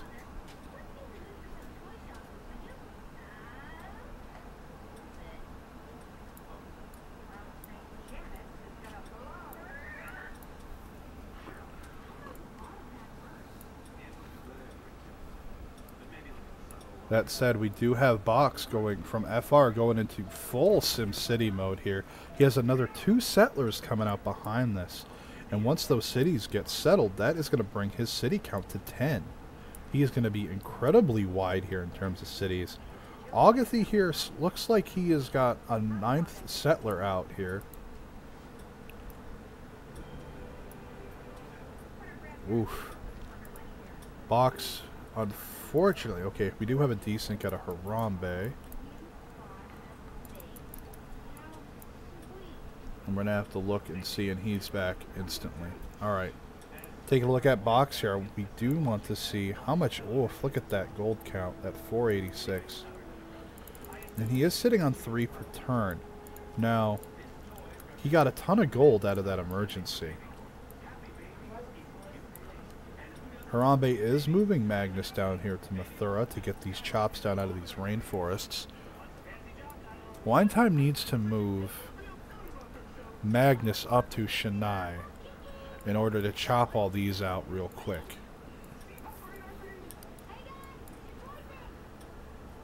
That said, Agathi does has put Liang actually in Travadrum. For those of you who are not familiar with that governor, all builders get +1 build charge trained from this city as her base. Now as she gets promoted, there's a lot of extra bonuses that can come through. Not my favorite governor per se. I'm a pretty big fan of Pingala for the extra production, or the extra science and culture generation, and then the production towards those buildings. Really nice to move them around to get fast libraries and universities up where you need them when you're into that transitional phase.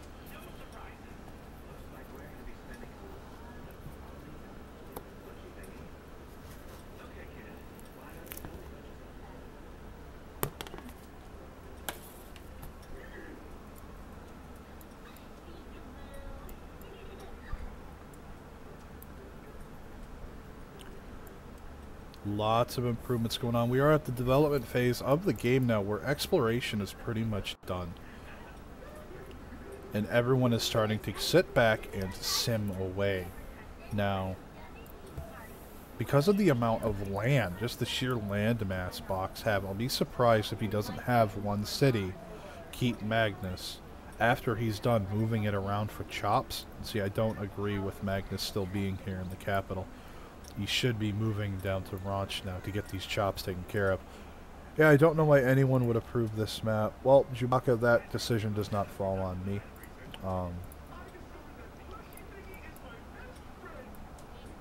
Lots of builders coming out, lots of improvements. Now, One Time does have a warrior nearby. It'd be interesting to see the steal and delete.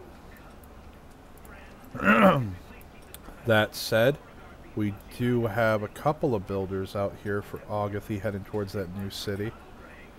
And it looks like Travadrum is just churning out builders like crazy with Liang there to get those extra charges out. Now he does have a desert here south of Katak, and I'd like to see a pyramids built. He certainly has the space and the breathing room for it. Harambe continuing to sit back here for now, has another galley coming up, but sitting back, getting ready to be upgraded here. And taking a quick look at the science, they're at 20, 18.4, 18, 25. So Agathi is actually leading the science in terms of per turn totals, but Box has gone back and grabbed a lot of the smaller techs in order to get a lot of really good improvements up in his cities. And you can see all these builders coming out literally of the woodwork, as if, you know, you went into one of them really bad houses and hit the wall, roaches go everywhere.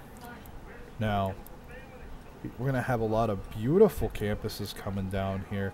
He's going to chop this tile out, it looks like, without Magnus, which is unfortunate. Again, Magnus still not moved from the capital. You gotta get on that, my friend. Get it down. Clear these tiles out. Get those good chops in. Same here. Varanasi has a lot of good stuff there as well. Even here in Ahmedabad, I'm going with it. Even has some good chops eventually in Bangalore. Now he's probably gonna have to buy these tiles to ensure Stockholm doesn't grab them themselves. Even has a few chops down south still. Now Lucknow had not only of having the one chop here that got taken by Box actually. So nothing lost there per se except for the Magnus bonus.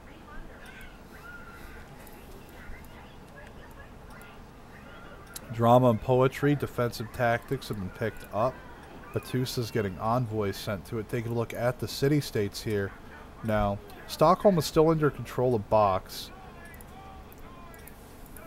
No one really contesting him for it either. That said, we do happen to have Mohenjo-Daro still controlled by him as well. No contests there either. Leventa actually picked up by Ogathy, so we can get the Colossal Head improvements, but with Stepwells, I don't see why that would be even a focus.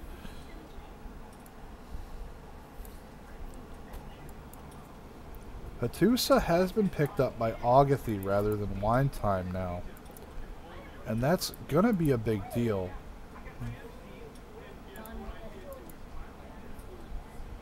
Because Wine Time is actually not at war with anybody, it seems, unless that diplomacy screen is bugging out. I am interested to seeing the gold per turn, though. We are going to start here at the top. It's going to be Ogathy here. 40 gold and 11 per turn. Coming on down to Harambe here. We have 150 and 31 per turn. Those docks really paying off. Wine Time here is sitting on 87 and 10 per turn. Not bad considering the situation. And of course we have Box at 89 and 4 per turn. But Box is in the middle of developing all of these cities at once. Whereas the other players have gotten some of these cities partially developed, or some of them are fully developed even in some cases.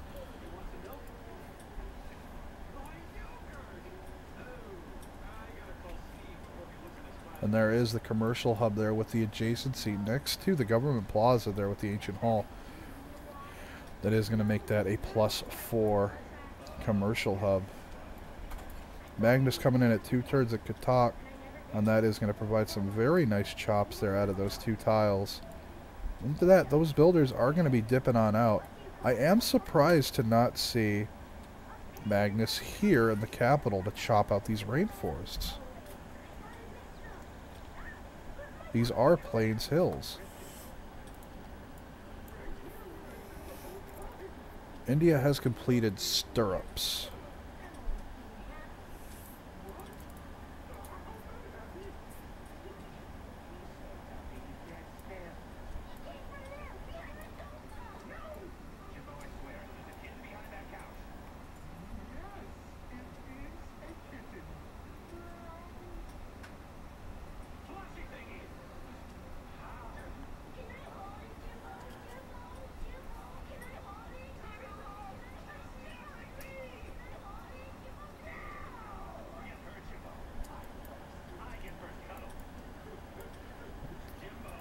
Actually, beautiful expansion going down from Box here.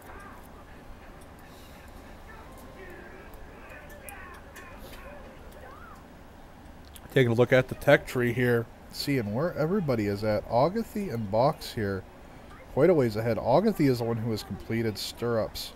Box is not far behind, likely swinging for apprenticeship instead.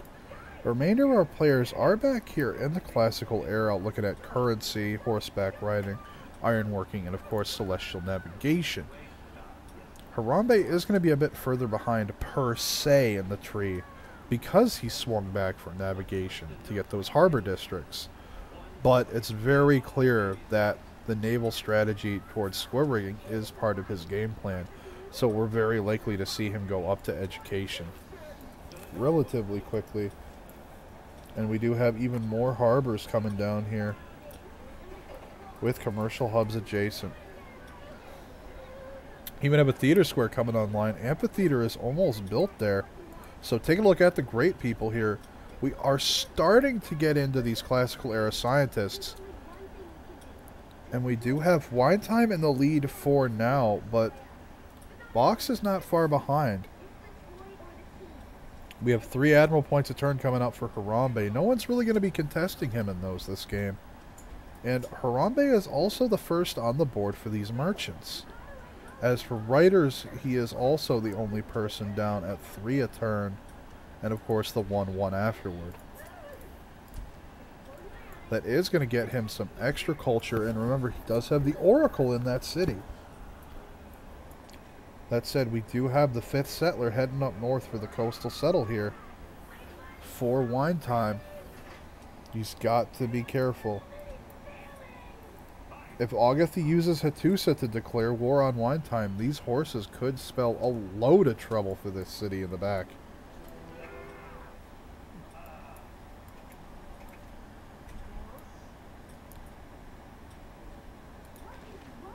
That said, we have had 2 more religions come on to play here.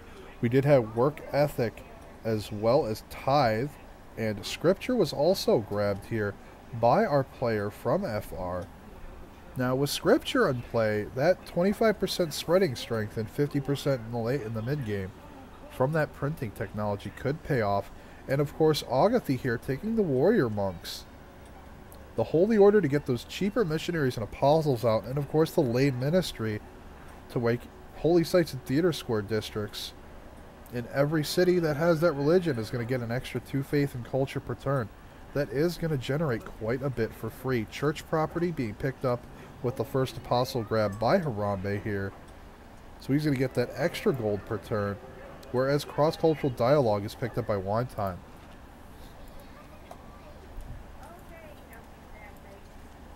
Wine Time is going to have to get his religion to spread aggressively. Now he does have it in Hattusa. However, Harambe really hasn't spread his own religion, and I think that's honestly a pretty big mistake here. Pune is going to end up converting eventually to Wine Time's faith, and that's only going to help him further with that cross-culture dialogue. Lots of galleys coming out here. Very likely seeing the beeline into the technology for caravels.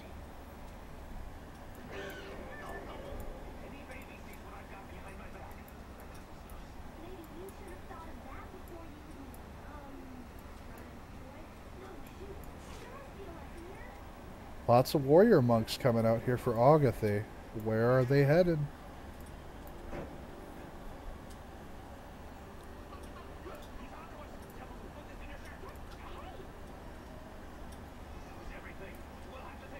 Tibo SC2 throwing a shout out for Harambe here to win the match. Good luck, Harambe. It is going to be hard pressed here. We do have extra missionaries from Box coming out here to try and quicken the spread of his faith. Now these city-states are very likely to get converted to his faith. However, for now, Vilnius is going to end up getting converted to Agathi's faith in 29 turns. That said, that could very well change. Classical era ending in 7 turns here. Take a look at the era score now. We do have 51 for Box, 50 for Agathy, 46 for Harambe, 36 for Wine Time.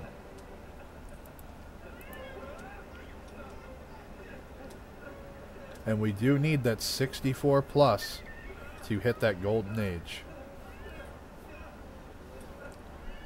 So if our players cannot break that 52, they are going to plummet into a dark age.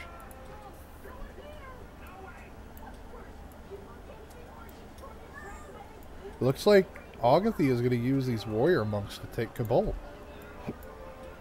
And another settler coming out. Agathy is going to be annoying TV sounds in the back. My kids are watching the Boss Baby cartoon series on Netflix. I'm sorry, but my children are a part of pretty much everything I do. And every once in a while, they'll come over, chill with me on stream, or they'll go watch the show. I'm sorry that it's annoying to you, but...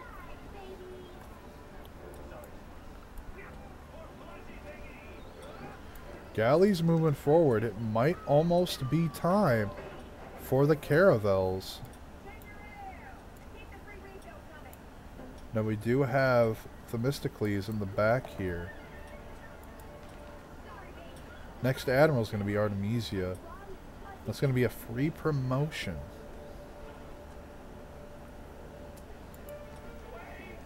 All these religious crabs right away.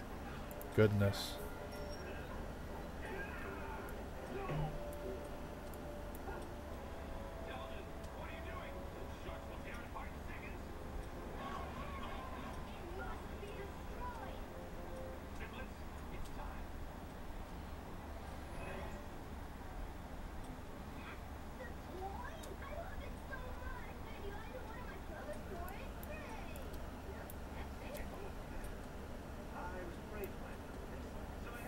Couple of missionaries here spreading the faith of Jamba butterflies to the world.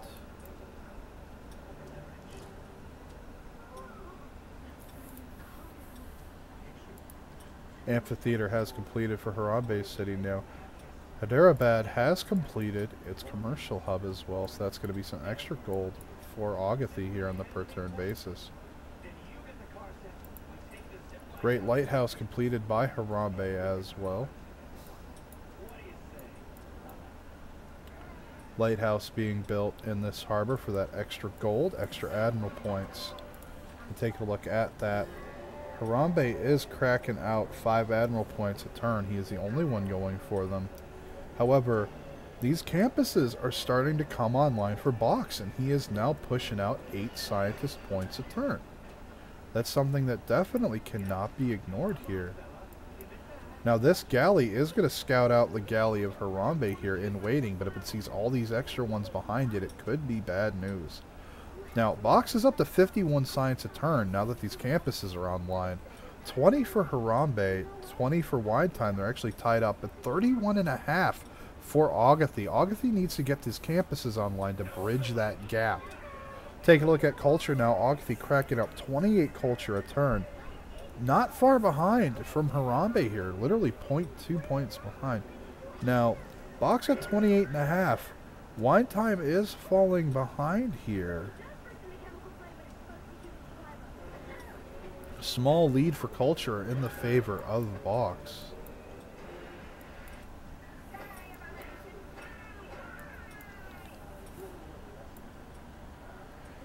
We do have missionaries going to spread his religion even further. I wonder if he's going to try and get a passive religious play here and just try to exert a lot of pressure here. Recorded history has gotten picked up. We could see an explosion of science. Harbor's finishing up in the west for Harambe here, and we do have Chennai and Lucknow. Lucknow getting its campus online. Chennai, meanwhile, getting that granary set up for that faster growth. Badly needed for sure.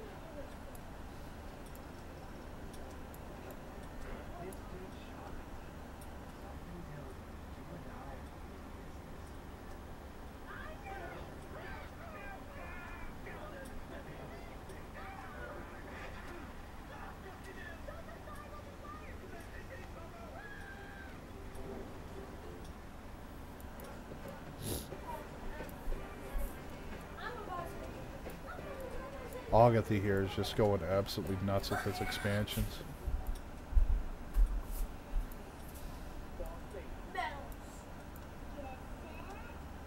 This war in the east did end a lot quicker than everyone had predicted, though. I mean, Box sitting here on 10 cities, and no sign of really slowing down. But if he builds tall on these 10, I mean, he's going to start growing a lead while Agatha continues to expand.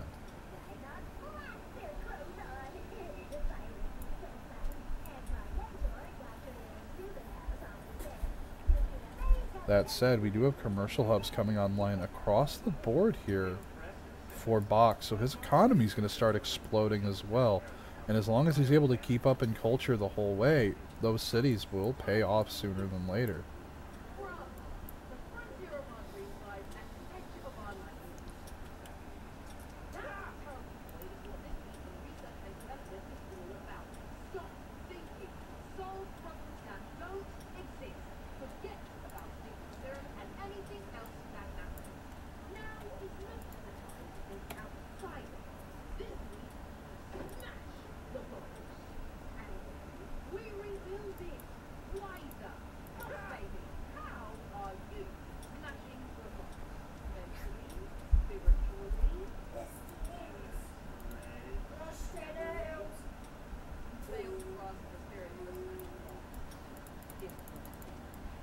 Gandhi will win. You know what, Cake? That's a pretty good guess.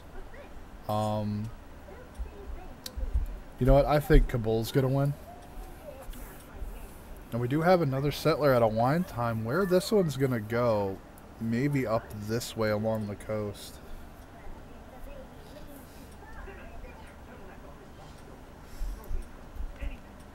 Chopping out more galleys here. There's going to be a ton of caravels on the field.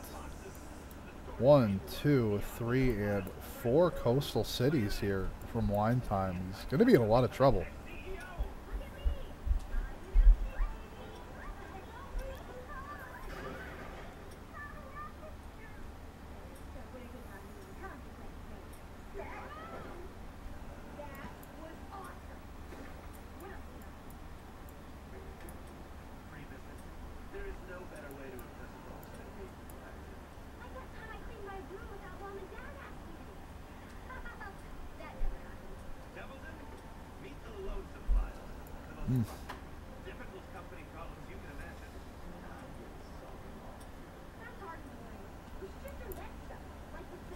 do have a campus coming out here for Agathy. He's starting to build tall, and he's got plenty of builders skirting around, getting tile improvements. He even has the extra city here to secure the natural wonder tiles faster.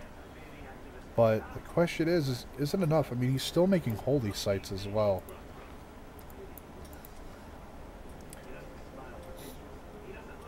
I mean,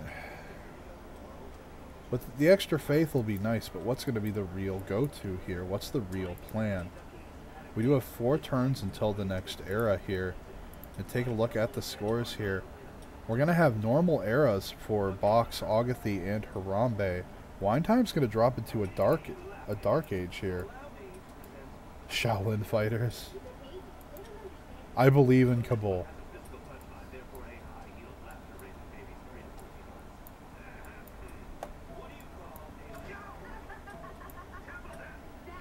Varu coming on through here. The archers have cleared the way for it. Wine Time's in a lot of trouble here.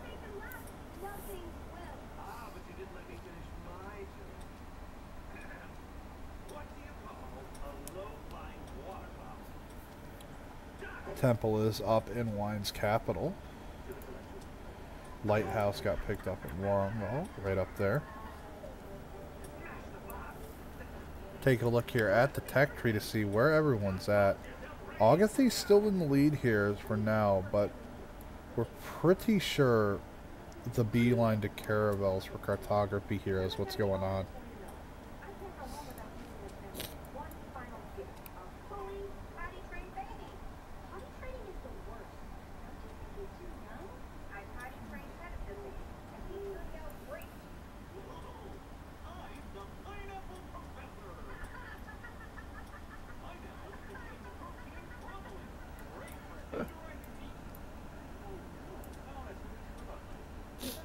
That said, we do have plenty of other things going across the board here. No 4th belief locked in just yet by anybody here.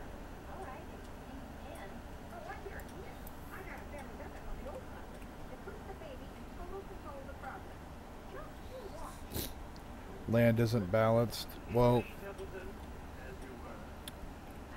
there is only so much we can do to balance maps. We don't have access to the source coding of the game. Wasn't generated. It was cake. I was given this map.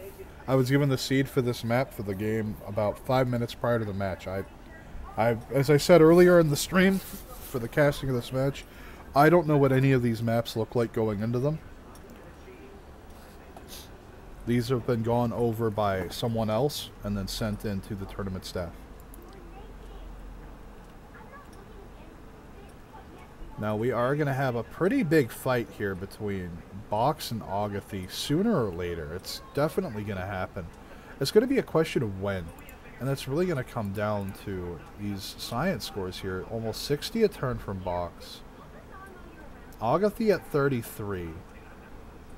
Harambe sitting here at 21.6. Wine Time at 21.4. If Harambe gets a good swing with these caravels and can kill Wine Time off really fast, grab Shania to get all 5 of these cities scooped really quick, if he can make it a fast war, that could explode him forward back into this game, but it has to be fast. Now, one of our India players just finished up with education, and it's going to be either Box or Agathy. Now, I don't see why Box wouldn't have been rushing for the university access, and I'm waiting to see if we can see the building animation on any of his campuses yet. Not yet, at least. We might see that in a bit, though. That one's still getting its library built up. Now, we do have some city-states changing hands here, because Agathy is declared on Kabul. And with this in mind, that means Wine Time is going to lose Kabul. Wine Time had suzerain of it. And that's a really powerful military city-state because of that double the combat experience for your units every time they hit the fight. So every time you hit a unit, you're getting double combat experience. Time you kill a unit, double combat experience, and that's really big. Without this, all of Winetime's archers aren't going to promote very quickly when the war between him and Harambe kicks off, and that's going to be absolutely huge. Now that said, Agathi does have control of Hattusa, so that's going to give him any of the strategics that he doesn't have. Now, of course, he has to have revealed them. He's not just going to be sitting on aluminum, uranium, oil. Not until he gets those unlocked and may or may not have them. Now, it's still a very powerful bonus. Now, of course, you do have all the shrines giving him the additional 2 faith because of having Leventa. Now, Mohenjo-Daro and Stockholm still belong to Box. He hasn't been contested for them. No one has even found Stockholm yet. And Mohenjo-Daro isn't really influenced by anyone else either. So he's sitting on these envoys right now. And nobody's interacted with Lisbon yet. And as you guys look at the list, Lisbon's the only commercial city-state on the map. And it's in the middle of BFE. Literally away from everybody, except for Agathi now, simply because he expanded heavily in this direction. Feudalism getting picked up. We do have a government plaza coming down in Pune.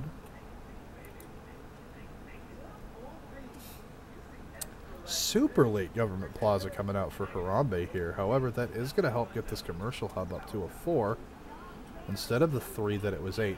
And this harbor is an 8. So he is, in fact, running with the card for Naval Tradition for the double adjacency for his harbors. As you'll see here, all of his harbors are doing very, very well with their bonuses. And with that in mind, I mean, we're going to take another look and see what everyone's working with, starting with Agathi at the top. 8 gold and 1 per turn. He is Baroque at the moment. That said, we are taking a look now at Harambe.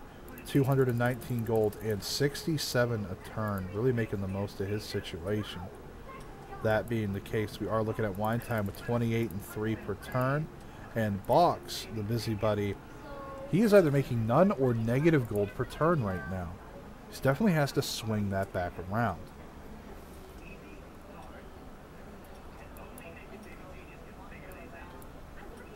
We do have quadremes as well started to get pre-built.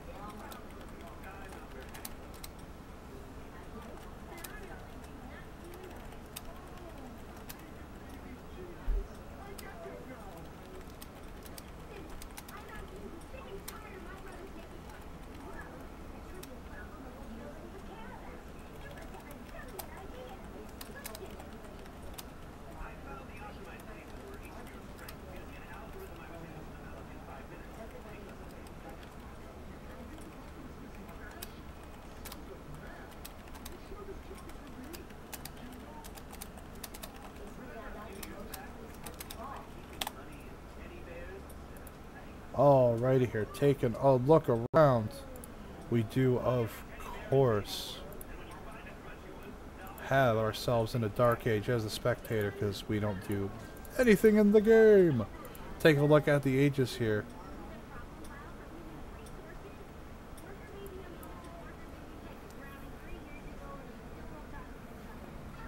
We do have a heroic age swing for Box here. He was in a dark age before, so he swung up to a golden, and that has gotten him 3 bonuses for the medieval era, and everyone has managed to swing into a golden for the medieval era. That's actually really incredible to see, given how low era scores were not that long ago. They all eked in just under the minimum mark there. Wine Time barely make it in with that 41.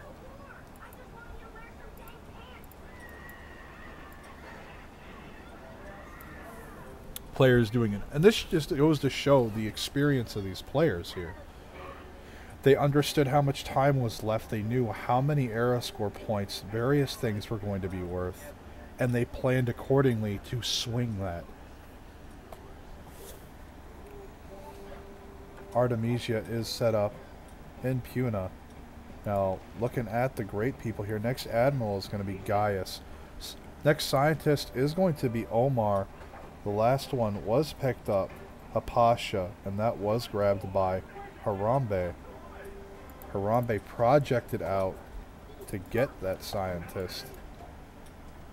Because as you can see, he's only at 3 Scientists a turn. And that Hapasha steal is going to make a big difference of propelling him forward. Now take a look at this.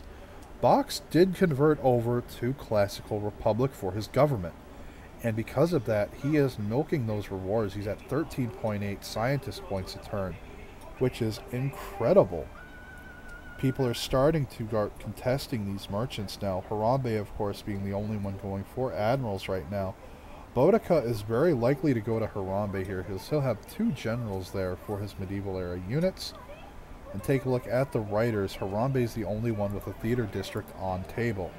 That said, I do want to take a look at the science once again, because we did have some influential civics come into play, as you guys saw on the pop-ups on the screen.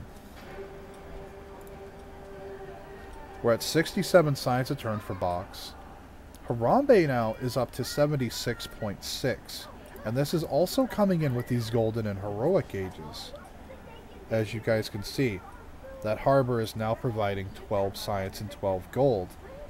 This commercial hub is 8 science and 8 gold. With these policy cards and that heroic age, all these gold generating districts and structures are now also generating science for the era. And that is what made those swings that much more important. Wine time still sitting out at 27.5. Agathy has set at 37.3 science a turn. Take a look at culture now. 36.5 coming out for Harambe. 31.4 for Agathy. 49.9 for Box.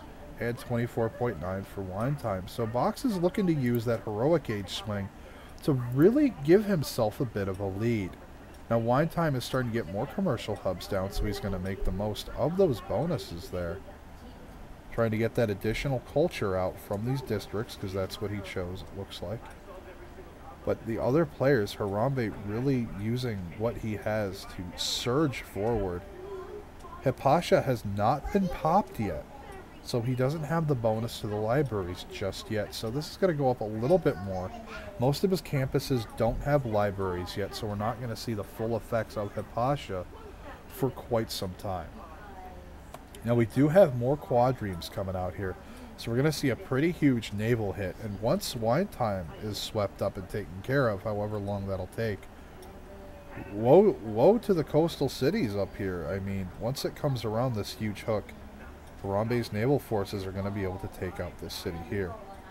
Harambe's playing amazing this game. I also watched his POV. Welcome back, Smokey. Absolutely, Harambe's doing an excellent job this game. His simming has always been great, and he's really showcasing it here. So much for people bitching about his spawn, yeah.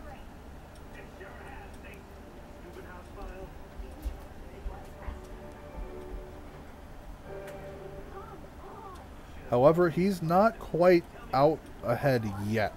His science has exploded forward for now from the Golden Age.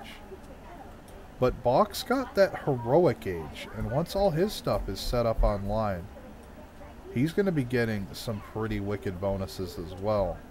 He's just got to get himself to those adjacency cards. He needs to get himself up to guilds.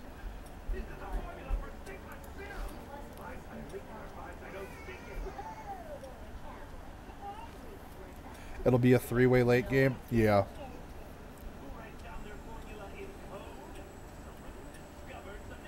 It'll depend on how big of a fight Wine Time can put up. Sibafar, Harambe, and Agathy in the middle. Yep. But you have to remember... Oh, yeah. Beautiful step wells from Agathy here.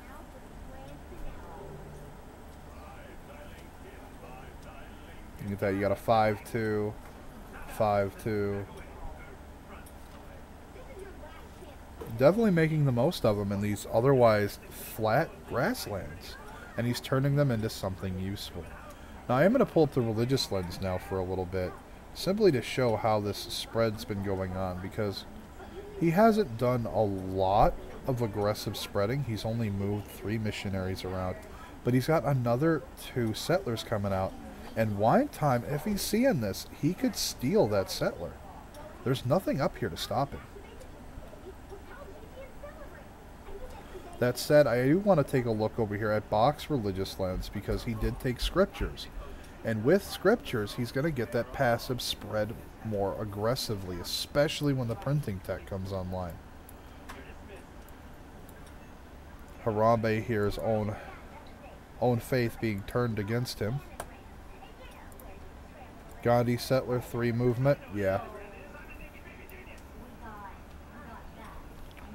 But this scout also has 2 promotions, so it'll be ignoring... Oh. Cheeky.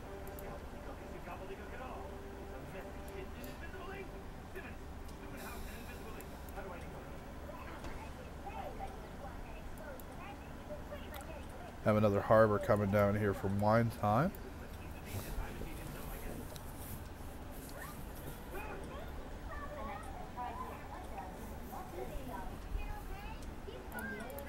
I'm going to take a look here at the overall scores between the players. Now, look at how close this game is.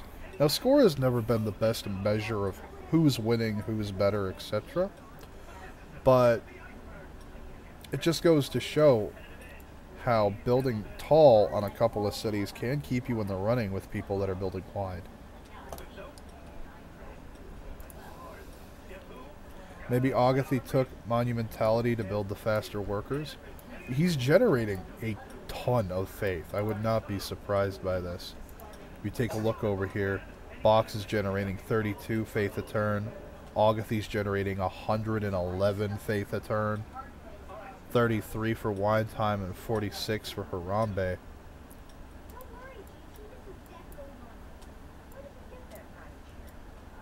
I mean, I'm pretty worried for the world once Harambe locks this area down.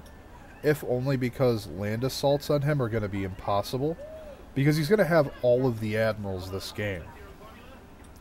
Which means any land assaults coming through here are going to eventually be fighting through battleships. Frigates guaranteed. So that's going to be absolutely devastating to have to deal with. Battleships at their higher range are going to be stacked all around here outside. Assuming that they're not just raining terror on all these close to the coast cities and swimming over. Bach's capital, as well as his city up here, are coastal as well. He's doing well. Stepwells give faith. Yes, they do. They also give an additional food at feudalism. Hey, Yoshi, how you doing? Welcome to the stream.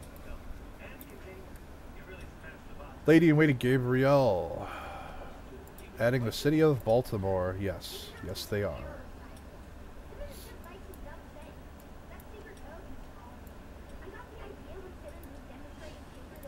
Market's coming online. Oh, flashing the cartography tech in front of him. Now, Hildegard did get picked up. Nuclear Gandhi is ready. Let's take a look at the great people now, because we had 2 scientists go out back to back here. We did have Omar go out 2 Box to get that Eureka and for 2 random techs, and then the single inspiration. Hildegard gets picked up by Wine Time for that faith, and then he's going to be able to use this adjacency bonus for this holy site, which is unfortunately 1, but it'll also start giving science. Thanks to how's the game been so far? We did have an early knockout with a classical era war breakout here with a settler steal against Omnicron. He did fight to the bitter end, so kudos to him. Oh my god, Gandhi took all the great people.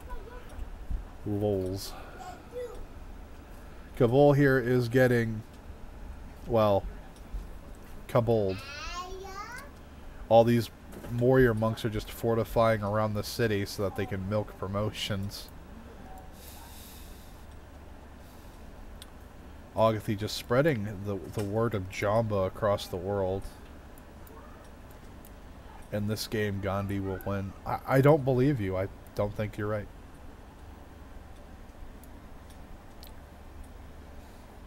Agathi are taking revenge on Kabul for all the mean, nasty things it did to him in a prior game. Tons of builders coming out for Bacchus here. Actually really glad to see this. He has a lot of tiles that aren't improved. Even has some chops still that he's got to take care of. Reina has been thrown out into the capital here. Magnus. Where is Magnus? Magnus coming in at luck now. There are no chops left there though. Well, there's one. And then if he buys this tile, another one. Perhaps the wheat if he wants to chop it for population. Lots of improvements need to be made here, but he has a ton of builders, so that's going to be great. I don't remember this in history class. Welcome to Civilization 6, where everything you thought you knew about history is wrong.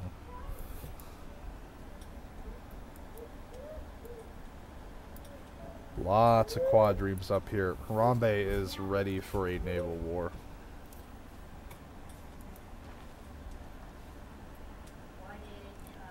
Box, wine time.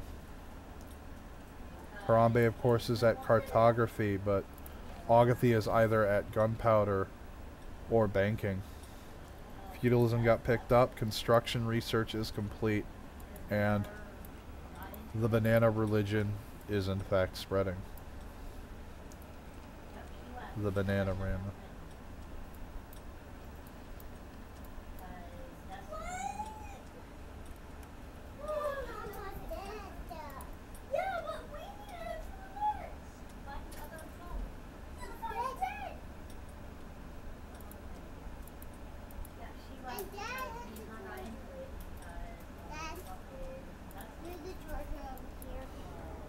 No, I don't.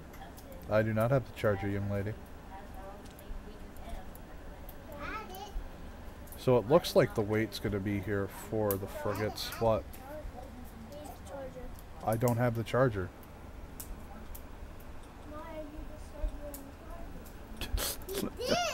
I love my children so much. Take a look here, top of the list. Take a look at what these players are working with here. 17 gold and 3 per turn for Agathi. Plenty of luxuries here. 4 horses, lots of cities. Agathi doing pretty good here, but he needs to get his economy online. Meanwhile, for Harambe, sitting on 4 luxuries, but 658 gold and 67 a turn. He has double iron and 1 horse, and he has 3 great works at the moment. At wine time here, how is he holding up now? 64 gold and 21 per turn. Doing better than he was. Has 3 luxuries here, the double horse and iron. No need gold when we buy with faith. Truth. Taking a look here at Box now. Lots of cities as well. Has the 4 luxuries. Gotten himself up to, holy cow, 101 gold a turn. 168 in the pocket.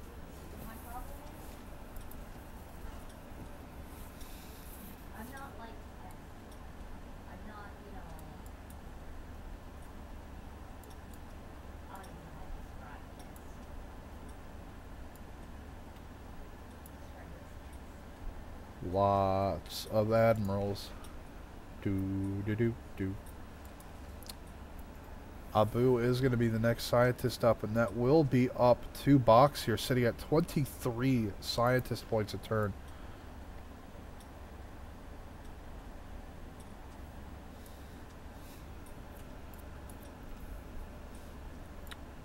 Harambe here just flaunting his naval power here, just sending these galleys forward in groups of 3. Once these frigates hit, Wine Time is in a ton of trouble. He's getting walls online though, so he is preparing for it, but there's only so much he can do. Scripture getting slotted by one of our faith-based players here. I bet we're going to find out real quick. 119 faith from Agathi, 45 from Box. Wine Time at 35.7, 48 from the Harambe. We do have chariots coming forward, so we could see a mixed hit between knights and frigates. Frigates are going to make really short work of anything being used to defend the choke, as well as the walls themselves of these cities. Take a look at the culture. Harambe at 40. 75 for Box, 43 for Augathy, and 26 for Wine Time. Take a look at Science. Box here at a staggering 132 science per turn. Ask and ye shall be delivered, cake. Harambe sitting at 94 science a turn, 41 for Wine Time. And of course, 53 for Augathy. So we are looking at quite a big thing here. Taking a look at the Civics tree to see where everyone's at. Most of our players here sticking together, as we do have most of them in and around mercenaries, guilds, medieval fairs, working toward that merchant republic. Wine Time is just one step behind though, so this giant stretch in the culture and science scores hasn't been around long enough to really kick in yet. But it is going to over time as that difference compounds.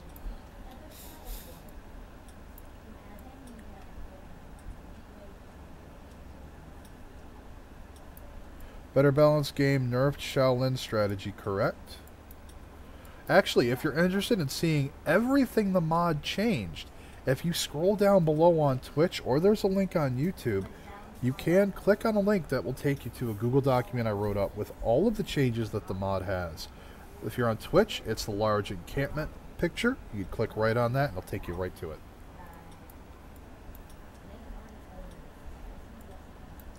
All the Box units facing towards the inner side of the continent here as he's just sims away, continues to grow and thrive. Universities are being built as well. You can see them under construction here. Does anyone have apprenticeship? Easy way to tell. Let's find a mine. That is a 1-4 mine apprenticeship.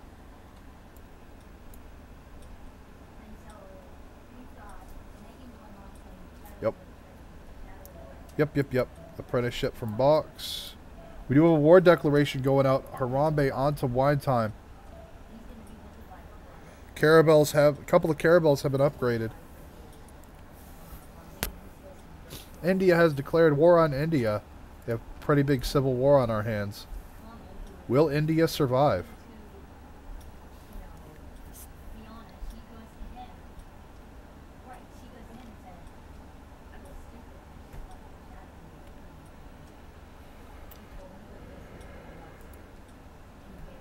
Square rigging got completed as well. That means we are going to be seeing some frigates.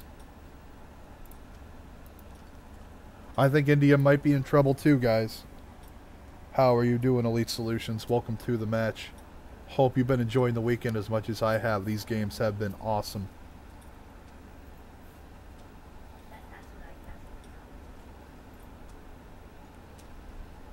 Harambe scooting the ships around on both sides of the continent to see what else might be there.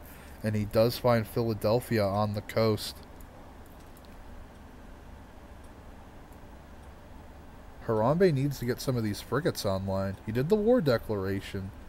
And he's being very patient and still at the moment.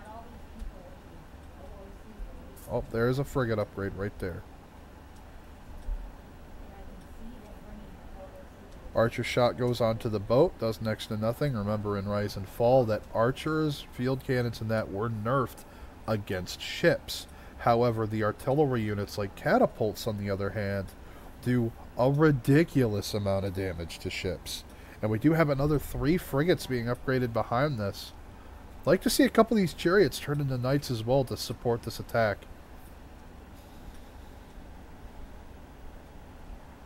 Possibly this quadrime and this one get upgraded as well would be nice to see.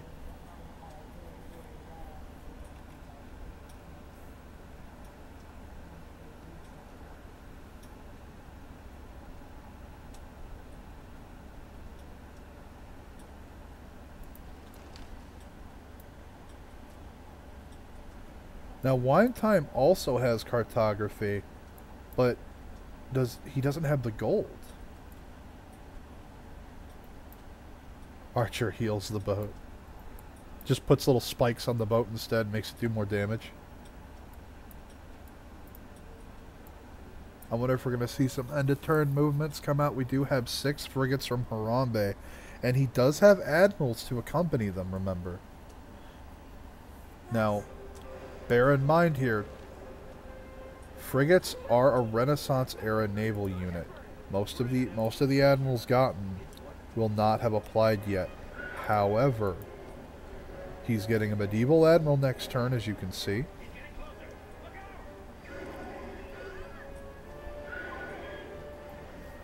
And that is going to be the one that makes the difference. That said, next scientist coming up is going to be Newton. Now, 24 points a turn coming out of box. And 8 from Harambe. The question's going to be projects. If Harambe projects and is able to out-project box and steal Isaac Newton as well as Hipasha like he did, that's going to be huge. First frigate coming in. Takes the hit, kills the archer. Second one comes in. Third one comes in. Shoots down the walls. Fourth frigate comes in. Shoots on the city center. Minus 61 health. Is down to 113 garrison health. Melee units are withdrawing from the choke point here.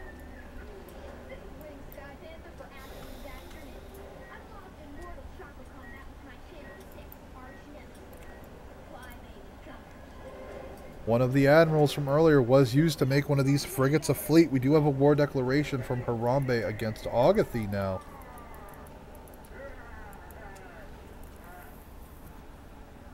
And that Harambe has envoy bombed Hattusa. And that is going to lock out Agathe on science. Now, let's see how this has affected the science here for this turn. Box is sitting at 135 science still. Harambe has shot up to 101 science. Agathe is sitting at 53. Wine Time at 44. Wine Time science doing pretty good, all things considered. But he is definitely in trouble here. Looking at culture. Harambe at 40. Box at 78. Agathe at 48. And Wine Time at 28.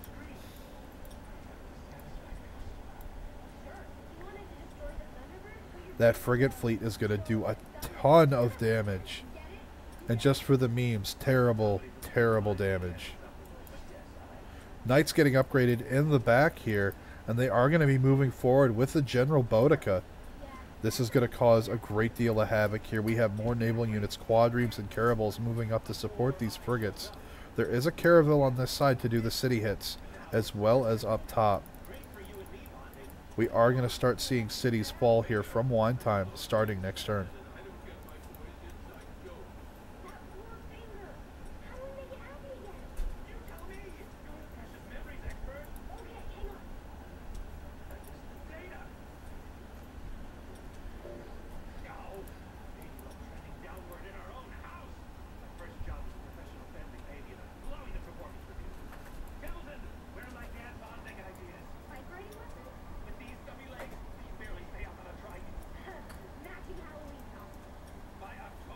And it looks like Wine Time recognizes that he cannot save the city. He's going to fall back, try to reform a defense at Chennai.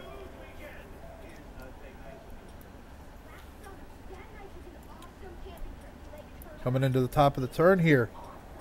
Let's see how the players are going to use the first moves of the turn. Oh wow, we have a triple desync. We are going to be pausing for sure, though. I've noticed that we've only started having desyncs when the BBG and spectator mods get messed with on the Steam Workshop. I know it's been brought up before, and we looked at before during the games that we started having issues with. Mods were getting tinkered with and updated, so I kind of wish that would stop. Agathe's back, Harambe's back, waiting for Box and Wine Time.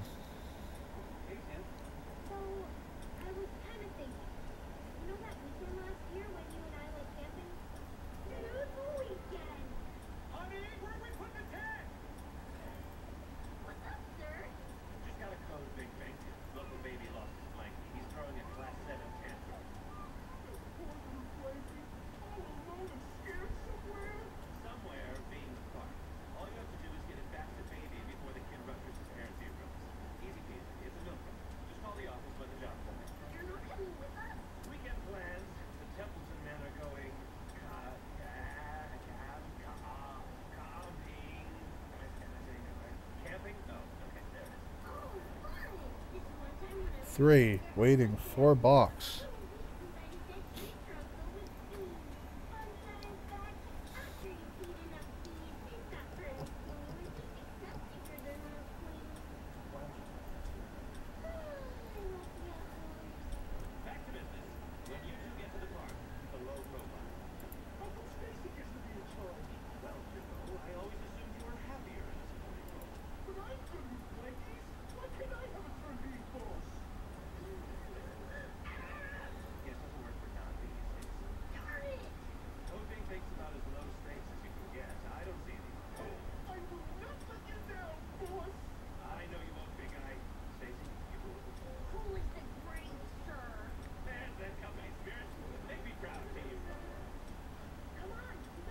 Let's go, let's go.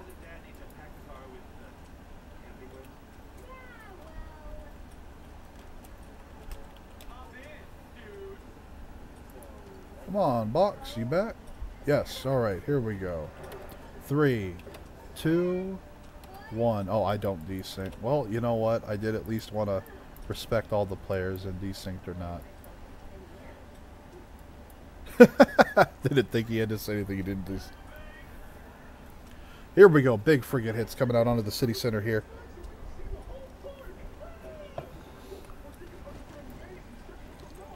General moving forward with the Varro and these archers. The scouts got to get out of the way. Ooh, knight surging forward. Another knight coming on out. I'd like to see the Caravel hit onto the city center. And the rest of these frigates move on toward Imphal. Could get a lot of work done. What are we waiting for? There was a desync on the turnover. And the reason why you pause is so everyone gets in.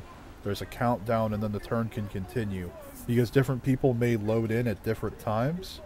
That could give whoever loads in first a huge advantage. And a lot of combat moves could happen that otherwise wouldn't have.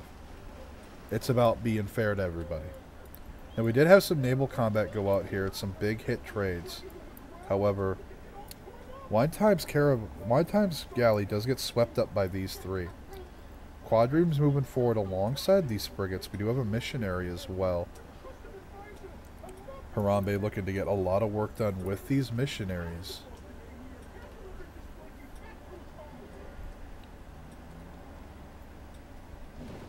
And there is the city hit. Now, the rebellion's going to hit soon. Faru on Faru action going on.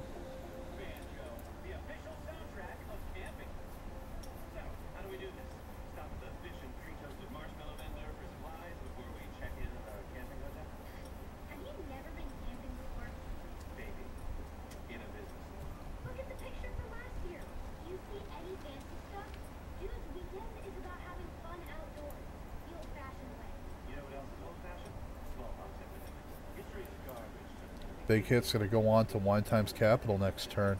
And we are going to see hits on Imphal as well.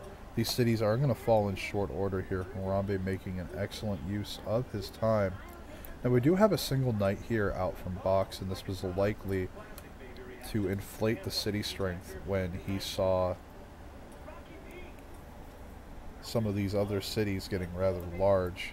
Now we still, because box did have vision of some of the land Wine Time is in, so he's going to see the city strength inflate because of the Caravel technology as well as the Caravel being there. He's not going to know it's there though.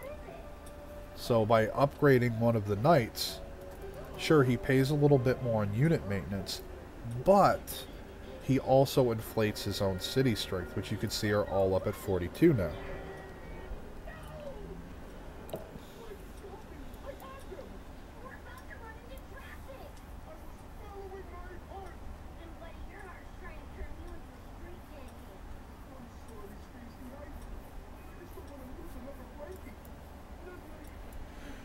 This Caravel next turn is going to start smashing that galley. It's going to have to retreat. However, the reinforcements surging from Harambe's lands are going to cause a great deal of damage. Victor is coming in to reassure the city that, hey, not everything is absolutely terrible.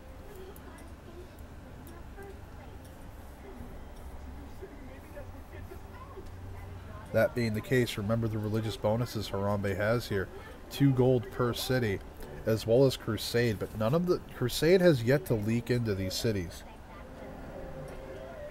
Now, he is able to turn all of his faith generation into libraries, universities, amphitheaters, as well as art museums later on.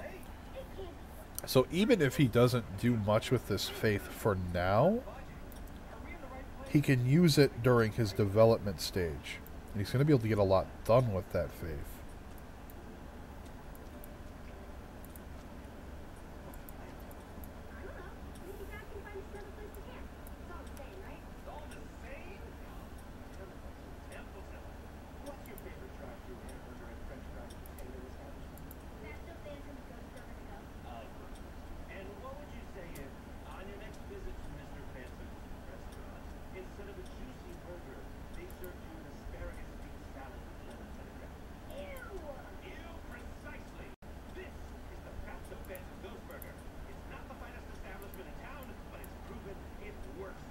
Commercial hub coming up. Medieval Fairs did get unlocked by one of our players.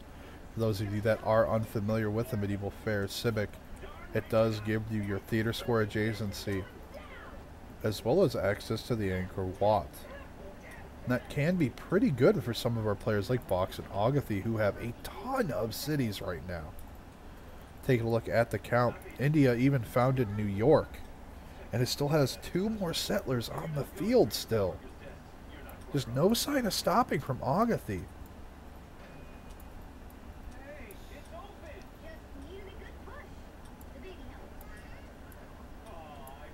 He's going to go up to 16 cities, 17 if he takes Kabul. Agathy is going to be in a huge position unless... Now I say unless, because Box up to 162 science a turn.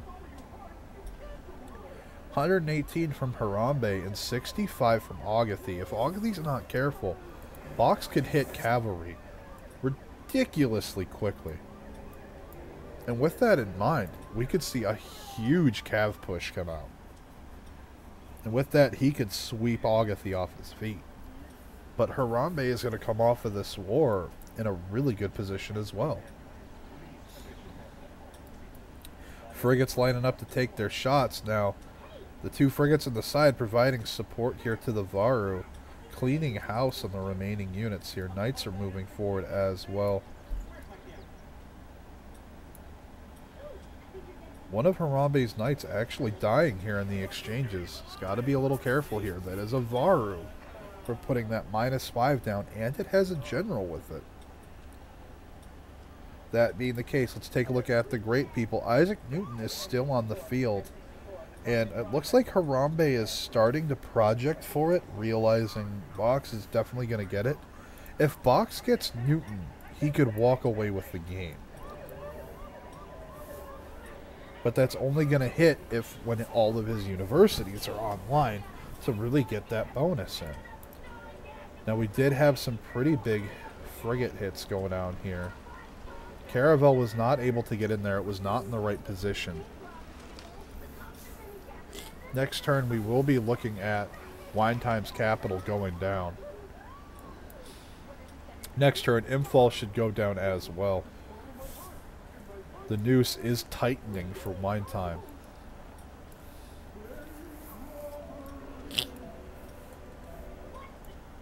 End of the turn, 71 now going into 72. Agathy is struggling with science because Harambe jacked Hattusa of him. Not sure if you noticed. I said that earlier, Saboki. As soon as he had a galley right here on this fish tile, he discovered Hattusa, and he did a massive, massive envoy dump into it. Doesn't even have the governor there. Just dumped envoys into it. And that's what took Harambe's science and shot it way up. Because Harambe also stole Hippasha.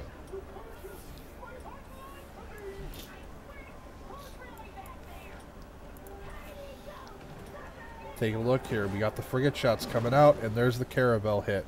Wine Time's capital is down.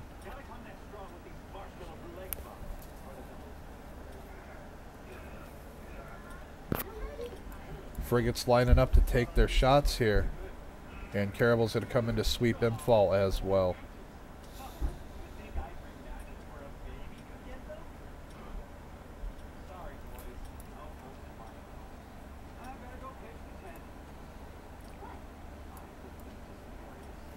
important thing to remember here, Harambe does not have the Crusade bonus either. He has so many frigates out that he's just overwhelming wine time.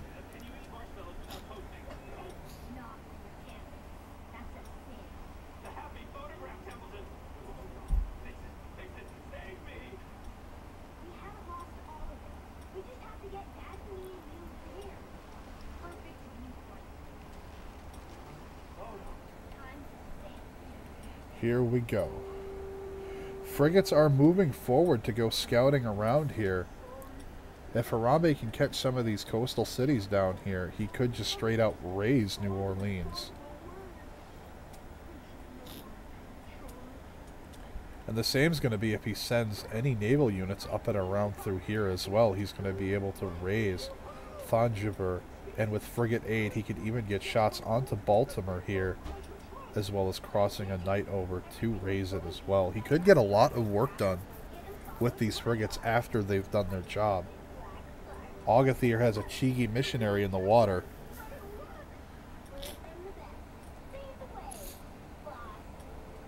Agathir is huge. Yes, he is. If Agathir starts building, goes to start building tall, he's gonna be ridiculous. It's gonna be incredible. But he's got to get there. And he keeps building wide, which is fine. He has the room. With enough time, yes. The question is will he get that time? And he also, you have to remember, has Bacchus right here, who doesn't have much out yet in terms of a military. He has a couple standing forces. He's watching these warrior monks with his chariot. So Bacchus has a large science lead right now. He's 50 points over Harambe and almost 100 points per turn over Agathir. A scout just got its ambush promotion. Where is that triple promoted scout? Medieval era ends in 8 turns. We're going to be taking a look at that soon. Yep, we have warrior monks, Yoshi. They've been sitting here with Kabul for about, I don't know, 30 turns. Agathir should have had this one in the bag. He has to get there first. He has been building wide the entire time, and his cities aren't developed yet. And because of that, he's drastically behind in certain areas. I don't know what that link was supposed to be, Cake, but I don't think it worked. You know, you got Agathir sitting at 36 gold a turn. He's slowly getting up there. The 6 amenities. He's got tons of cities. Taking a look at Harambe now. Harambe spent a lot of his gold, but he's still making 48 a turn with 214 banked. Taking a look at Wine Time. Wine Time isn't doing the best right now. 106 gold, 12 a turn. So there's still some room for some stuff to happen here. But Bacchus, on the other hand, almost 700 gold banked and 157 a turn. Bacchus's economy is incredibly strong.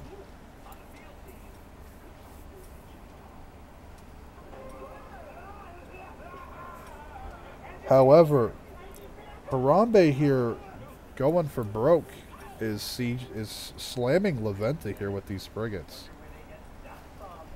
He's going to need to get a land unit, and there's a slinger. That's not the land unit we needed.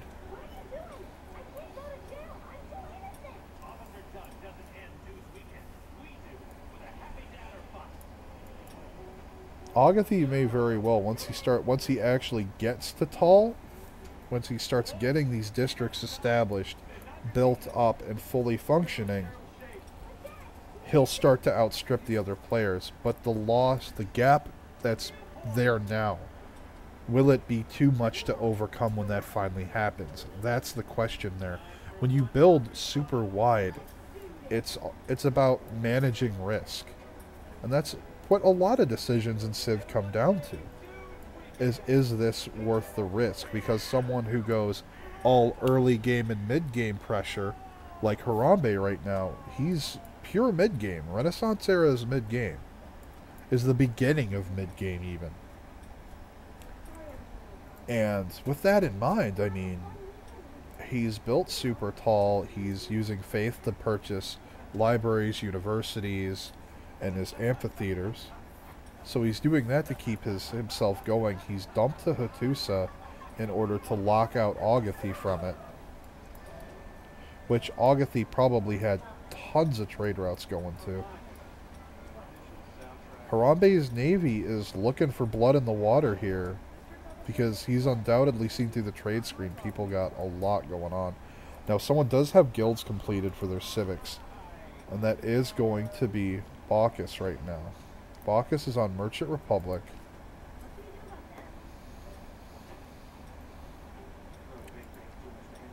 Completed medieval fairs. Divine Right. Okay, so one of our players has elected, and I want to say it's going to be Harambe here, or maybe even Augathy, that's going to transition. Yes, as I thought, Bacchus has Merchant Republic. One of our players here between Augathy and Harambe have gone for that monarchy grab. Kabul has been defeated this turn. The warrior monks have done their job for God, or whoever you believe in. They got 2 promotions on 3 of them, 1 on the other 4, so a lot more to get done to really get those fat, juicy promotions, to really make them terrifying.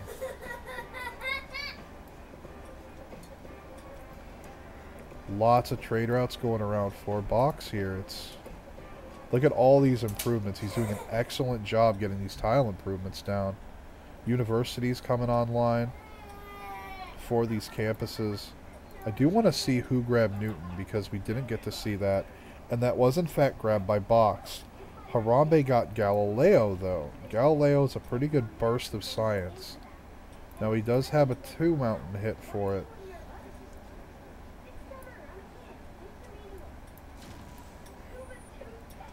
One time calling the GG here. He did lose his capital. He is free to go. GG one time. It was a great effort. Unfortunately, Harambe did manage to get you. Theocracy picked up. I'm assuming this is going to be Augathy who has it. Yep. Theocracy. Are you up for a CC to Bacchus?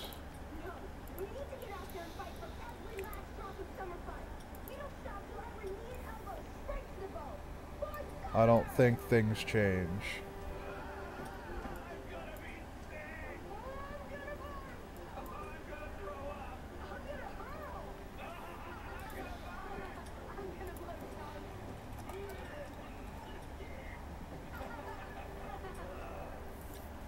The players are discussing a CC to Bacchus science, because with him getting Newton, those universities are going to give an extra 2.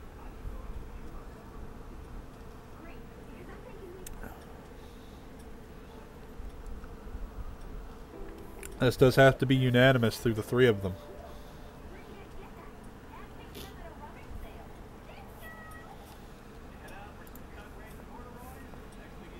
$178 science for Box, 116 for Harambe, and 80 for Augathy. And just so everyone's aware, Newton has not been popped yet.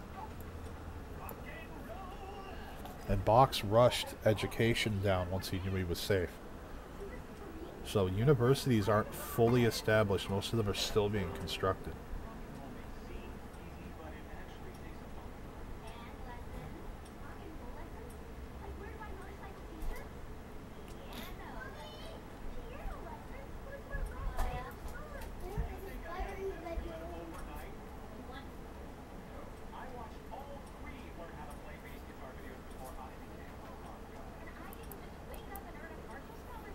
If he wanted a minute to think here about the CC vote. Wants 10 more turns.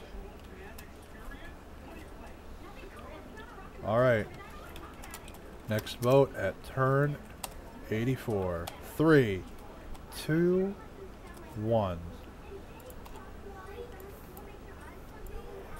Players have voted to keep going here. Augathy thinks he can swing the game in his favor. But will this spur Box to become ultra violent? Box is sitting right around astronomy, metal casting, and siege tactics. One of these 3 techs is what he's at. Deal or no deal? No deal, man. You throw that out and open that dollar case.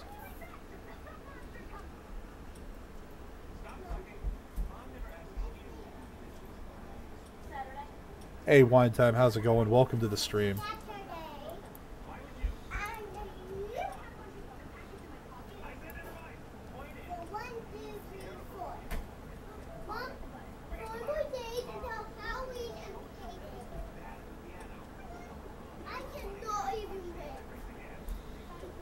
Bad game.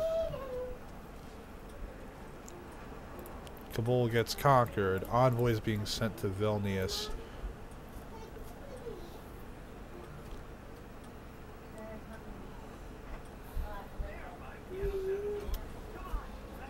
Rejected.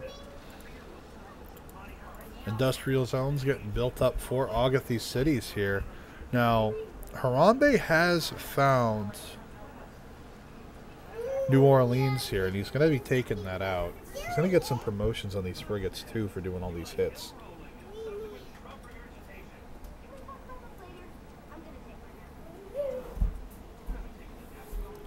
As a reminder to everyone out there talking about the map and how they do or don't like spawns, I did not select the map. The map seed was provided to me 5 minutes prior to the match.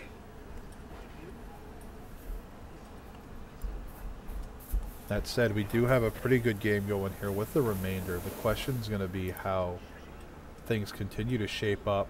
Newton gets popped in 190 science from Box, 124 from Harambe, and Agatha at 81. Now take a look at culture here. We're at 54 from Harambe, 92 from Box, and 61 from Agatha. So Harambe is actually on the short end of the stick for culture cards.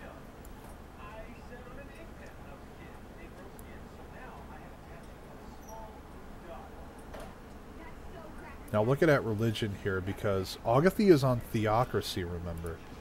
And if you're unfamiliar with theocracy, you have the religious strength in combat, you get that extra faith per citizen in cities that have governors, and of course you get that 50% discount on purchases with faith as well. So we could see some pretty big buys with faith itself, and it looks like they're going to be in the form of warrior monks. Now, Box is starting to eck out a little bit with some of his units. He's holding up these chokes with Avaru, the archer sitting back. And he has units down here to defend. He's using this knight and this chariot to poke out a little bit. He did withdraw the chariot a tile across the river when he saw Kabul go to Agatha finally. Now, Vilnius is actually soothed by the AI right now because Wartime did hold it. And Vilnius affects alliance levels, which is unfortunate because, well, this isn't always war game. Lots of naval units coming down here towards New Orleans. Harambe cleaning up the remainder of Wine Time cities. Amusingly enough, El Cid got picked up by Wine Time's AI as well. Next general is going to be Eithelfeld. Kola is going to be the next admiral. I'm assuming that, yeah, Harambe hasn't passed it just yet. He did take it, in fact. All the admirals are going to end up going to him, so he's going to be reaping the benefits of those. Everyone passing here on Piero de Bardi here, wanting that next merchant instead. De Châtelet is going to be the next scientist here, and we do have finally some competition for writers and artists.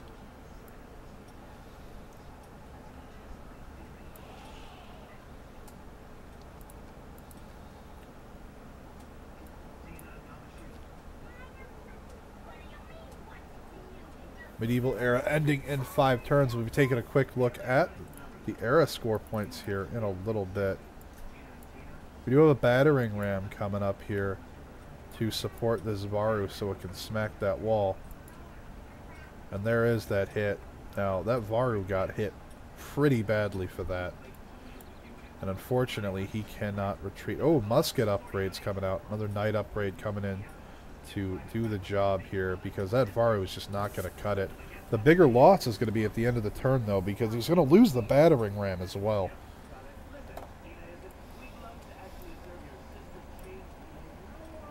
Philadelphia gets taken in short order. We do just have Rajamandry. And then, of course, Chennai itself. New Orleans getting shot at some more by these frigates. It does get taken over by the caravel that comes through and immediately razed. No coastal cities on this map are going to be safe from Harambe. Now, amusingly enough, if you look here at the bottom, it is completely blocked off. This isn't supposed to happen on maps. There's always supposed to be at least one tile across the bottom for the complete envelopment. But that's not going to be the case, so Harambe is going to have to turn this fleet around when he finds this and send it all the way back this way, which is going to take a lot longer, but he's going to be pleasantly surprised when he sees it, especially this capital being here coastal, and he can get the raise on Armstar as well.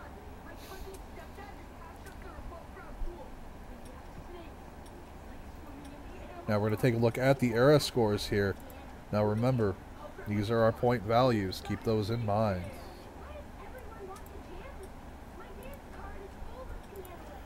Harambe setting an era score at 91, 83 for Vox, and 80 total for Agathy.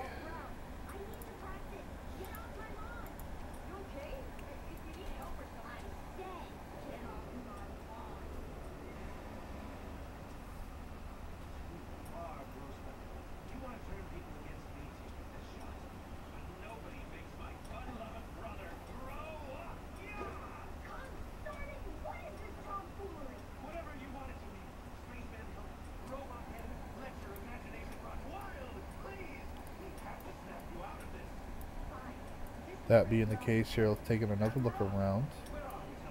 The galley is skirting around the upper edge of the map here. Is going to be able to get into this pocket sea. And it's definitely going to be able to see this city here of Thanjavur. That is going to be able to be taken out by Harambe's fleet when he does find it.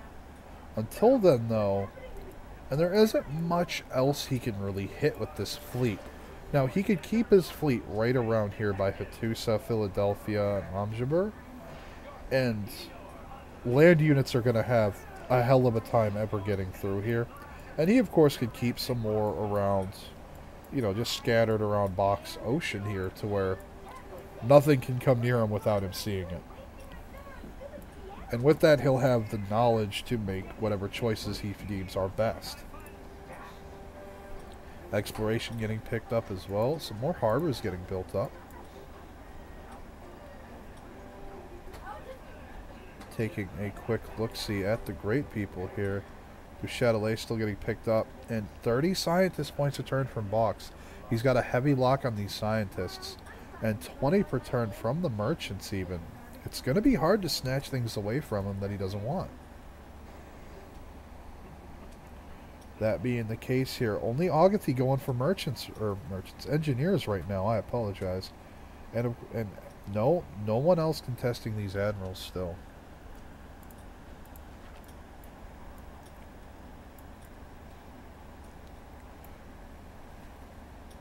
Galileo still hasn't been popped yet. Harambe keeping it for a hit for a specific technology. It looks like.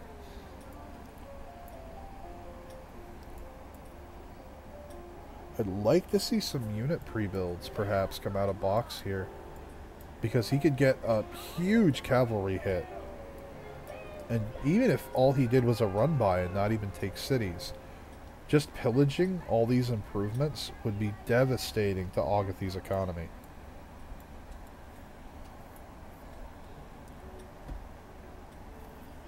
Asking Box if he'll tie for second.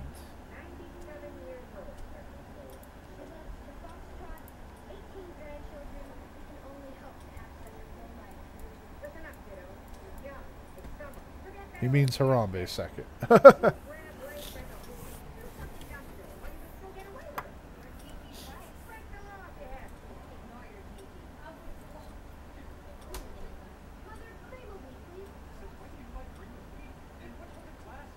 They are going to go ahead and vote for a CC. Let's see what Box says to that. Now they are CCing 2 Box. And Vox will win this match.